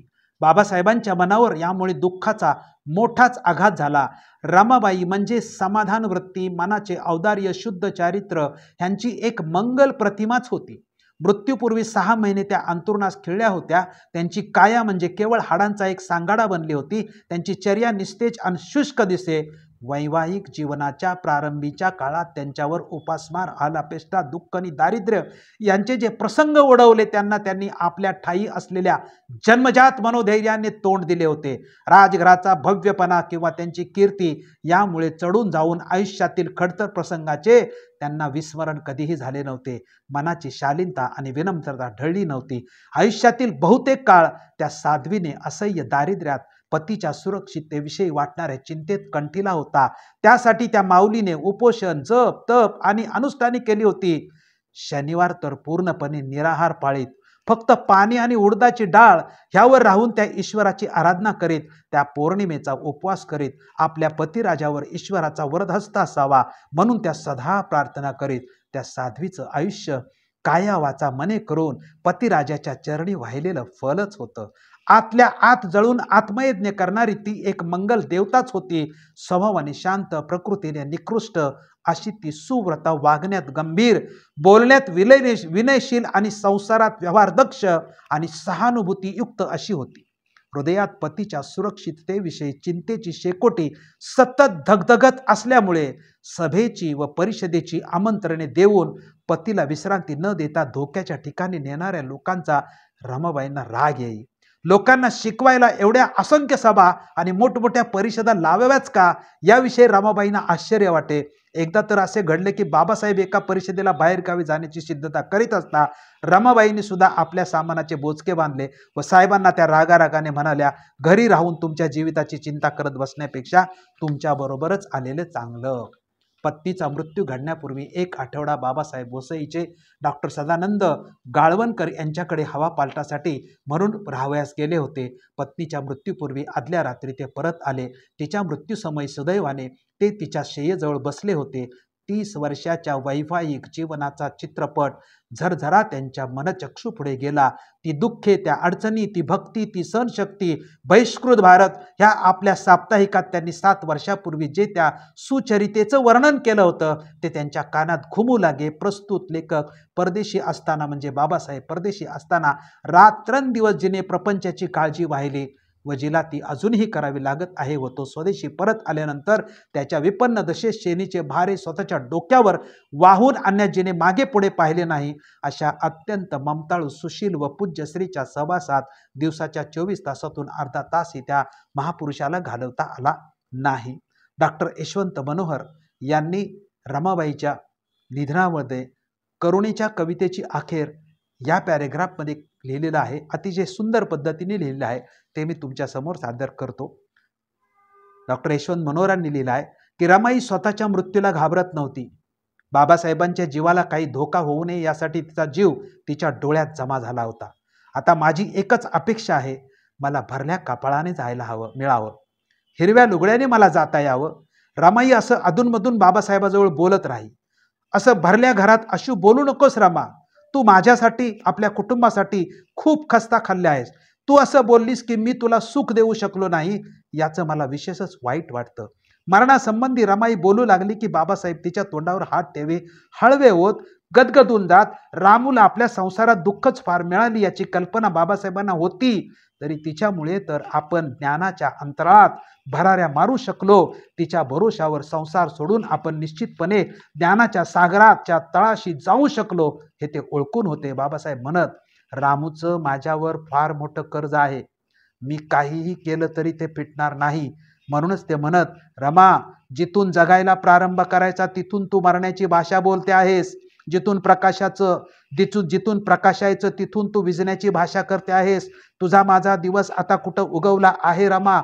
आत्ता तर रंगभूमीचा पडदा उघडला आहे आणि तू पडद्याआड जाण्याची भाषा करते आहेस. तू जाऊ नकोस रमा, तू गेलीस की माझं घरच मोडून जाईल. रमाईला हे पटत होतं, पण तिला बाबासाहेबांचा सूर्यवर चढताना दिसत होता, तिला गौरव वाटत होता, पण तिचा चंद्र निस्तेज होत अदृश्य होण्याच्या मार्गावर होता. चंद्राची भूमिका संपली होती आणि सूर्याच्या गैरहजेरीत घरात उजेड होण्याची रमाईची भूमिका, ही भूमिका तशी संपत नव्हती, पण खुद्द चंद्रानेच तसं ठरवून टाकलेलं होतं. Doctor advocate B C Kamble यांनी रमाईच्या निधनाच्या बद्दल लिहिलेलं आहे. ते पुढील प्रमाणे बी सी कांबळे म्हणतात की बाबासाहेबांचं जीवन अनेक प्रकारच्या धक्कादायक घटनांनी भरलेलं होतं, परंतु त्यातील सर्वात अधिक धक्कादायक घटना म्हणजे त्यांच्या पत्नी व सर्वांच्या आवडत्या मातोश्री रमाबाई यांचं शोचनीय निधन. इथं 26 तारीख लिहिली आहे, ते 26 किंवा 27 मे 1935 रोजी निधन पावल्या. त्यापूर्वी कित्येक दिवस त्या आजारी होत्या. बाबासाहेबांनी खूप औषधोपचार केले. हवा बदलण्यासाठी म्हणून मुंबई बाहेर त्यांना धारवाडला पाठवले, परंतु सर्व उपचार व्यर्थ ठरले. त्यांना अकाली निधन आलं. मृत्यूसमयी त्यांचं वय अवघं 40 वर्षाचं होतं. राजेंद्र पारे यांच्या महामानव डॉक्टर बाबासाहेब आंबेडकर यांच्या चरित्रामध्ये रमाईच्याबद्दल लिहिलं की रमाईची प्रकृती अगदी क्षीण झाली होती, ती अंथरुणावर पडून होती. बाबासाहेब शेवटची का होईना पत्नीची सेवा करीत होते, चहा फळांचा रस देत होते. शेवटी रमाई प्रेमळ बुद्धिवादी पतीला 27 मे 1935 रोजी सोडून गेली. रमाबाईची अंत्ययात्रा व अंत्यविधी याच्या संदर्भामध्ये की जवळजवळ 10 सहस्र गरीब श्रीमंत सामान्य नागरिक त्या तीर्थयात्रेस उपस्थित होते. जड अंतकरणाने गंभीर मुद्रेने विचार व दुःख यांनी भारावलेल्या मनस्थितीमध्ये आंबेडकर प्रेतयात्रेसंगे जड पावले टाकीत होते. स्मशान यात्रेहून आल्यानंतर ते दुःखाने विवळत खोलीत एकटेच पडले. 1 आठवडाभर लहान मुलासारखे ते ओक्साबोक्सी रडत राहिले. दुःखाने विवळत असलेले या थोर महापुरुषाचे सांत्वन करणे कठीण जाईल. त्यांच्या ऐश्वर्याची ती देवता, मानवतेची सेवा करणाऱ्या महापुरुषाची ती अर्धांगी, भवसागराच्या प्रवासातली ती सहचारिणी आता गुप्त झाली होती. उपाध्याय वर्गावर हल्ला करणाऱ्या आंबेडकरांनी आपल्या पत्नीवरील निरतिशय प्रेमामुळे हिंदू पद्धतीप्रमाणे मुलाकडून तिचे संस्कार करून घेतले. उपाध्यायाचे कार्य शंभू मोरे नावाच्या महार उपाध्यायाने केले. तो महार उपाध्याय बाबासाहेबांच्या लहानपणापासूनचा सोबती होता. पत्नीच्या मृत्यूपूर्वी बाबासाहेबांनी संन्यासाची कपनी घालून मुंडन करावे ही एक ईश्वरी प्रेरणाच असावी असे श्रद्धाळू लोकांना वाटले. यानंतर बाबासाहेब आणि विशेषतः रमाबाईच्या संदर्भामध्ये भैयासाहेब आंबेडकरांनी एक लेख लिहिलेला होता. ते लेख या ठिकाणी मी तुमच्यासमोर पुन्हा स्पष्ट करतो. 13 एप्रिल म्हणजे आचार्य आत्रे यांच्या नवयुग साप्ताहिकाच्या 13 एप्रिल 1947च्या आंबेडकरी विशेषांकात प्रसिद्ध झालेला हा भैयासाहेबांचा लेख आहे. म्हणजे भैयासाहेबांनी स्वतः लिहिलेला. आचार्य आत्रे यांच्या नवयुग साप्ताहिकाच्या 13 एप्रिल 1947च्या आंबेडकर विशेषांकात प्रसिद्ध झालेला हा भैयासाहेबांचा लेख आहे. आणि यात भैयासाहेब लिहितात ते जसे तसे मी तुमच्यासमोर सादर करतो. सूर्यपुत्र भैयासाहेब आंबेडकर हे जवी पवार यांनी संपादित केलेलं जे पुस्तक आहे त्यामधला हा लेख आहे आणि तिथून मी हा लेख घेतलेला आहे आणि तो तुमच्यासमोर ठेवण्याचा प्रयत्न करतो. 2000 साली प्रकाशित झालेला हा ग्रंथ आहे. आचार्य आत्रे यांच्या नवयुग साप्ताहिकाच्या 13 एप्रिल 1947च्या आंबेडकर विशेषांकात प्रसिद्ध झालेला भैयासाहेबांचा लेख. वडिलाबद्दल मला काय वाटतं हे भैयासाहेबांचे मनोगत छापले आहे. त्यात म्हटले आहे की माझे सारे बालपण माझ्या आईच्या सहवासात गेले. वडिलांचा व आमचा फारसा संबंध येत नसे. डॉक्टर साहेबांना आम्ही घरी सारेजण साहेब या नावानेच ओळखतो. त्यांच्याशी फारशी सलगी करण्याचे धाडस आम्हाला कधीच झाले नाही. आम्हाला त्यांचा भारी धाक वाटे. तो खरोखरी का वाटावा हे मला समजत नाही, पण तो वाटतो खरा. ते चेहऱ्यावरून उग्र गंभीर दिसत असले तरी ते अत्यंत मायाळू आहेत. याचा आम्हाला नेहमीच अनुभव येतो. एकदा जिन्नस मागितला तर तो आम्हाला केव्हाही मिळतो, पण आम्हालाच तो मागावा कसा अशी उगाच मनातल्या मनात भीती वाटते. आमची आई नेहमी आजारी असायची. माझ्या आत्या व इतर संबंधी व नातलग यांच्याकडून मला कळले की डॉक्टर साहेब रायगडावर गेले असताना एकदा लोकांनी त्यांच्यावर अचानकपणे भाले बर्च्या घेऊन जीव घेण्याच्या हेतूने हल्ला केला. डॉक्टर त्याच्यातून बचावले, पण आईने त्याचा विलक्षण धसका घेतला. महाडास चौदार तळ्याच्या सत्याग्रहाची चळवळ भयंकर जोरात आली होती. श्री ए.व्ही. चित्रे यांचा माझ्या वडिलांशी फार जीवाभावाचा संबंध असे. महाडच्या या सत्याग्रहाच्या मोहिमेत त्यांनी पुढाकार घेतला होता. ऐन 12च्या सुमारास त्यांच्या व्याख्यानाचा परिणाम लोकांच्या मनावर एवढा झाला की प्राण गेला तरी बेहत्तर, पण चौदार तळ्यात उतरून पाणी पिणार अशी त्यांनी शपथ वाहिली. ते म्हणाले, तुम्हाला उन्हामुळे तहान लागली आहे ना, चला माझ्याबरोबर, आपण सारेजण त्या तळ्यातले पाणी पिऊया. त्यानंतर जो हल्लकल्लोळ उडाला त्याचा परिणाम माझ्या आईच्या मनावर फार झाला. ती अगोदर अशक्त होती आणि तशातून हिंदू लोक चिडून डॉक्टर साहेबांचा प्राण घेणार अशी तिच्या मनाने धास्ती घेतली. यामुळे पुढे तिला ताप येऊ लागला व तिने अंथरूण धरले, ते अगदी कायमचेच. पुढे सतत 8 वर्ष ती त्याने आजारी होती. 26 मे किंवा 27 मे 1935 रोजी ती आम्हाला सोडून गेली. लग्नात आई 9 वर्षाची व आमचे साहेब 16 वर्षाचे होते. आईचा स्वभाव फार कडक व करारी होता. तिला आम्ही वावगे कर्तन केलेले मुळीच खपत नसे. त्याचा तिला मनस्वी संताप येई आणि तिच्या करडेपणामुळे तिला स्वतःला सुद्धा फार त्रास होत असे. आईला आम्ही एकंदर 5 मुले झालो, पैकी मीच थोरला. माझ्या पाठीवर 2 भावंडे होती, तिसरी बहीण व तिच्या पाठीवर आणखी एक धाकटा भाऊ होता. पण मला वाटते ही माझी भावंडे 1-2 वर्षाची असतानाच वारली. माझी आई अत्यंत धर्मभोळी होती. ती नेहमी उपास तापास करायची. ती नेहमी पौर्णिमेला उपवास करीत असे. डॉक्टर साहेब इलायते जायचे तेव्हा आई त्यांच्यासाठी कितीतरी उपवास नवस करायची. आईला मुलांचे अतोनात प्रेम असे. ती स्वतः नेहमी मुलांची काळजी घ्यायचे, पण पावसाळा आला की तिची व्याधी उचल घेत असे व मग ती अंथरुणाला खिळून राहायची. ती खूप प्रेमळ असली तरी ती खूप अबोल असावी असे मला आठवते. डॉक्टर साहेब एवढे विद्वान आहेत, त्यांच्या उच्च पदवीमुळे त्यांना फार मोठा मान मिळतो, याचा आम्हा साऱ्यांनाच अभिमान वाटतो. पण लहानपणापासून यांचा आमच्या मनावर जो धाक बसला तो कायमचा. त्यांच्या समोर उभे राहायचे धैर्य आम्हाला होत नाही. तथापि आम्हाला काय पाहिजे असते याची दुसऱ्याजवळ चौकशी करून आम्हाला त्या गोष्टी पुरवत असेल. हे भैयासाहेब आंबेडकरांच्या शब्दामधला जसाची तसा लेख आहे, तो तुमच्यासमोर मांडण्याचा मी प्रयत्न केलेला आहे. ही आठवण म्हणून रमाबाईच्या पुण्यतिथीच्या निमित्ताने. यानंतर ॲडव्होकेट बी.सी. कांबळे यांनी डॉक्टर बाबासाहेब आंबेडकरांनी रमाईची आठवण, बाबासाहेब आंबेडकरांना त्यांच्या आयुष्यात कधीच विसरलेले नव्हते, परंतु त्याची ऐतिहासिक आठवण म्हणून बाबासाहेब आंबेडकरांनी थॉट्स ऑन पाकिस्तान की पाकिस्तानवर जो ग्रंथ लिहिला, तो ग्रंथ जो आहे तो रमाईस समर्पित केलेला आहे. आणि त्या समर्पणामध्ये जे लिहिलेलं आहे ते काय लिहिलेलं आहे ते तुमच्यासमोर पाहतो. बाबासाहेबांनी छापलेली ती अर्पण पत्रिकाच आता पाहना. ती अर्पण पत्रिका इंग्लिश भाषेत आहे, तिचे मराठी भाषेतील अनुवाद केलेला आहे आणि तो अनुवाद ॲडव्होकेट बी.सी. कांबळे यांनी केलेला आहे. आणि ती अशी आहे: रामूच्या स्मृतीस अर्पण. तिच्या अंतकरणाचा चांगुलपणा, तिच्या मनाचा उदात्तपणा, तिच्या चारित्र्याचा निष्कलंकपणा, त्याचप्रमाणे ज्यावेळी कोणी मित्र उरला नव्हता आणि आमच्या पोटापाण्याच्या विवंचनेचा काळ होता, असे दिवस आम्हा दोघांच्या वाट्याला आले असता जिने ते दिवस मूकपणाने सहन केले व माझ्याबरोबर ते दुःख सहन केले आणि मजबरोबर तसलेही दिवस कंटले.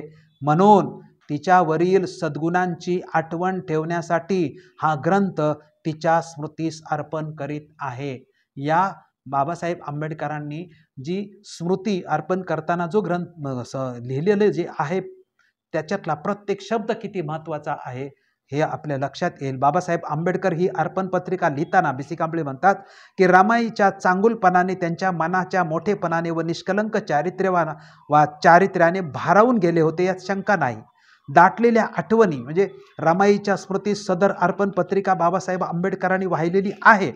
त्यावेळी रमाबाईच्या सर्व आठवणी त्यांच्या डोळ्यापुढे आल्या असतील. त्या सर्व आठवणींचे परिपूर्ण प्रतिबिंब त्यांच्या अर्पण पत्रिकेमध्ये पाहावयास मिळतेच.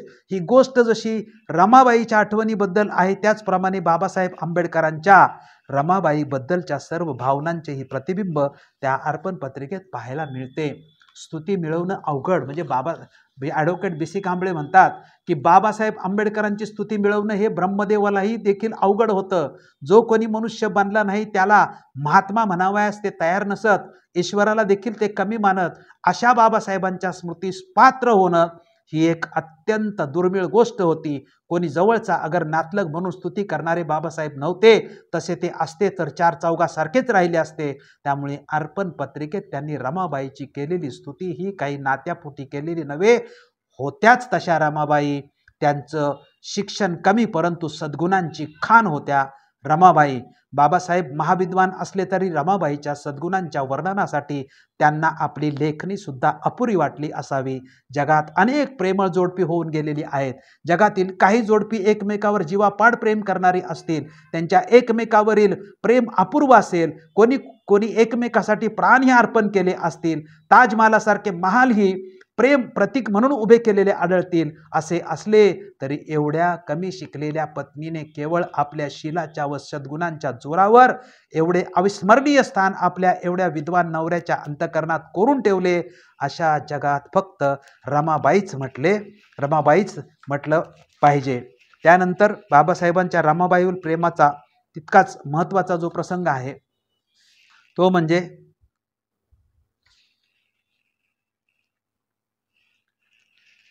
रमाबाईच्या निधनानंतर त्यांनी धारण केलेले एक प्रकारचं वैराग्य. किंवा हा प्रसंग नको आता.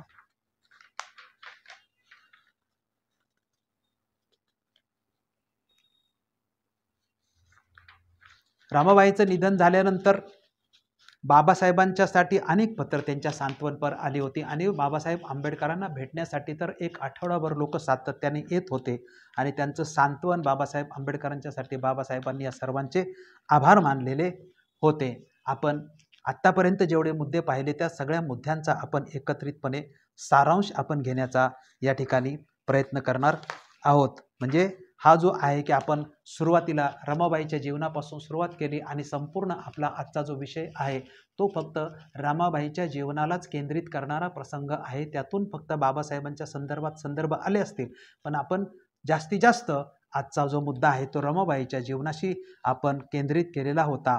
वलंकर कुटुंबात रमाईचा जन्म, बालपण, त्यांच्या आईचा मृत्यू, वडिलांचा मृत्यू, त्यानंतर तिन्ही भावंड रमा, गौरी, शंकर काका मामा बरोबर मुंबईला कशा पद्धतीने आले आणि मुंबईला आल्यानंतर तिच्या काका मामांच्या माध्यमातून तिचा विवाह संपन्न झाला आणि भीमराव आंबेडकरांच्या बरोबर रमाईचा विवाह संपन्न झाला आणि पुढे तिचं वैवाहिक जीवन कशा पद्धतीने गेलं, वैवाहिक जीवनामध्ये तिला किती संघर्ष करावा लागला, वैवाहिक जीवनामध्ये तिला किती हाल अपेष्टा सहन कराव्या लागला, याचे वर्णन किंवा याचे कुठल्याही त्याच्या संघर्षाच्या तिच्या त्यागाचं वर्णन जेवढं आपण करू तेवढं कमीच आहे.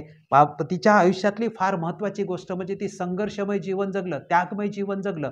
पण संघर्ष आणि त्यागमय जीवनाच्या पेक्षाही आपल्या पतीची काळजी करण्यामध्ये ती अतिशय खंगत गेली किंवा तिच्या मनाने जो धसका घेतला होता.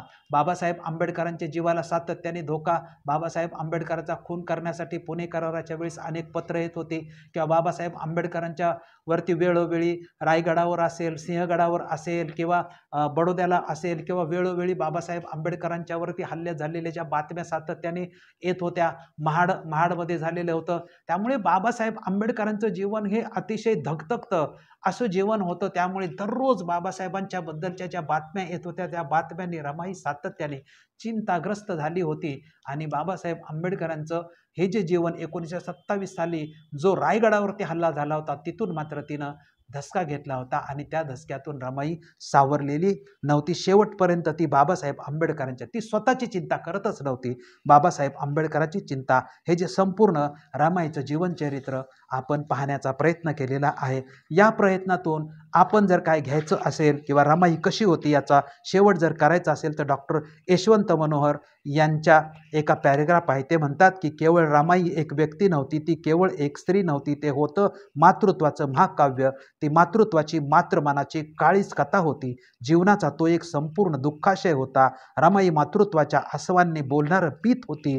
जीवनाचं एक नाव दुःख आहे आणि आई म्हणजे या दुःखाची ओवी आहे. शेवटी आम्ही भावनिक रमाई सादर करतो, आम्ही रमाईच्या त्यागाकडे लक्ष दिलं पाहिजे. ती त्यागाची भावना आमच्यामध्ये निर्माण झाली पाहिजे. नाहीतर गाण्यामध्ये, भाषणामध्ये, लेखनामध्ये, चर्चेमध्ये रमाई भावनिक होतानाच दिसते. रमाईच्या त्यागाचा, संघर्षाचा आपण त्या अनुसरण करायला पाहिजे आणि तशाप्रमाणे वागण्याचा आपण विचार करण्याची आवश्यकता आहे.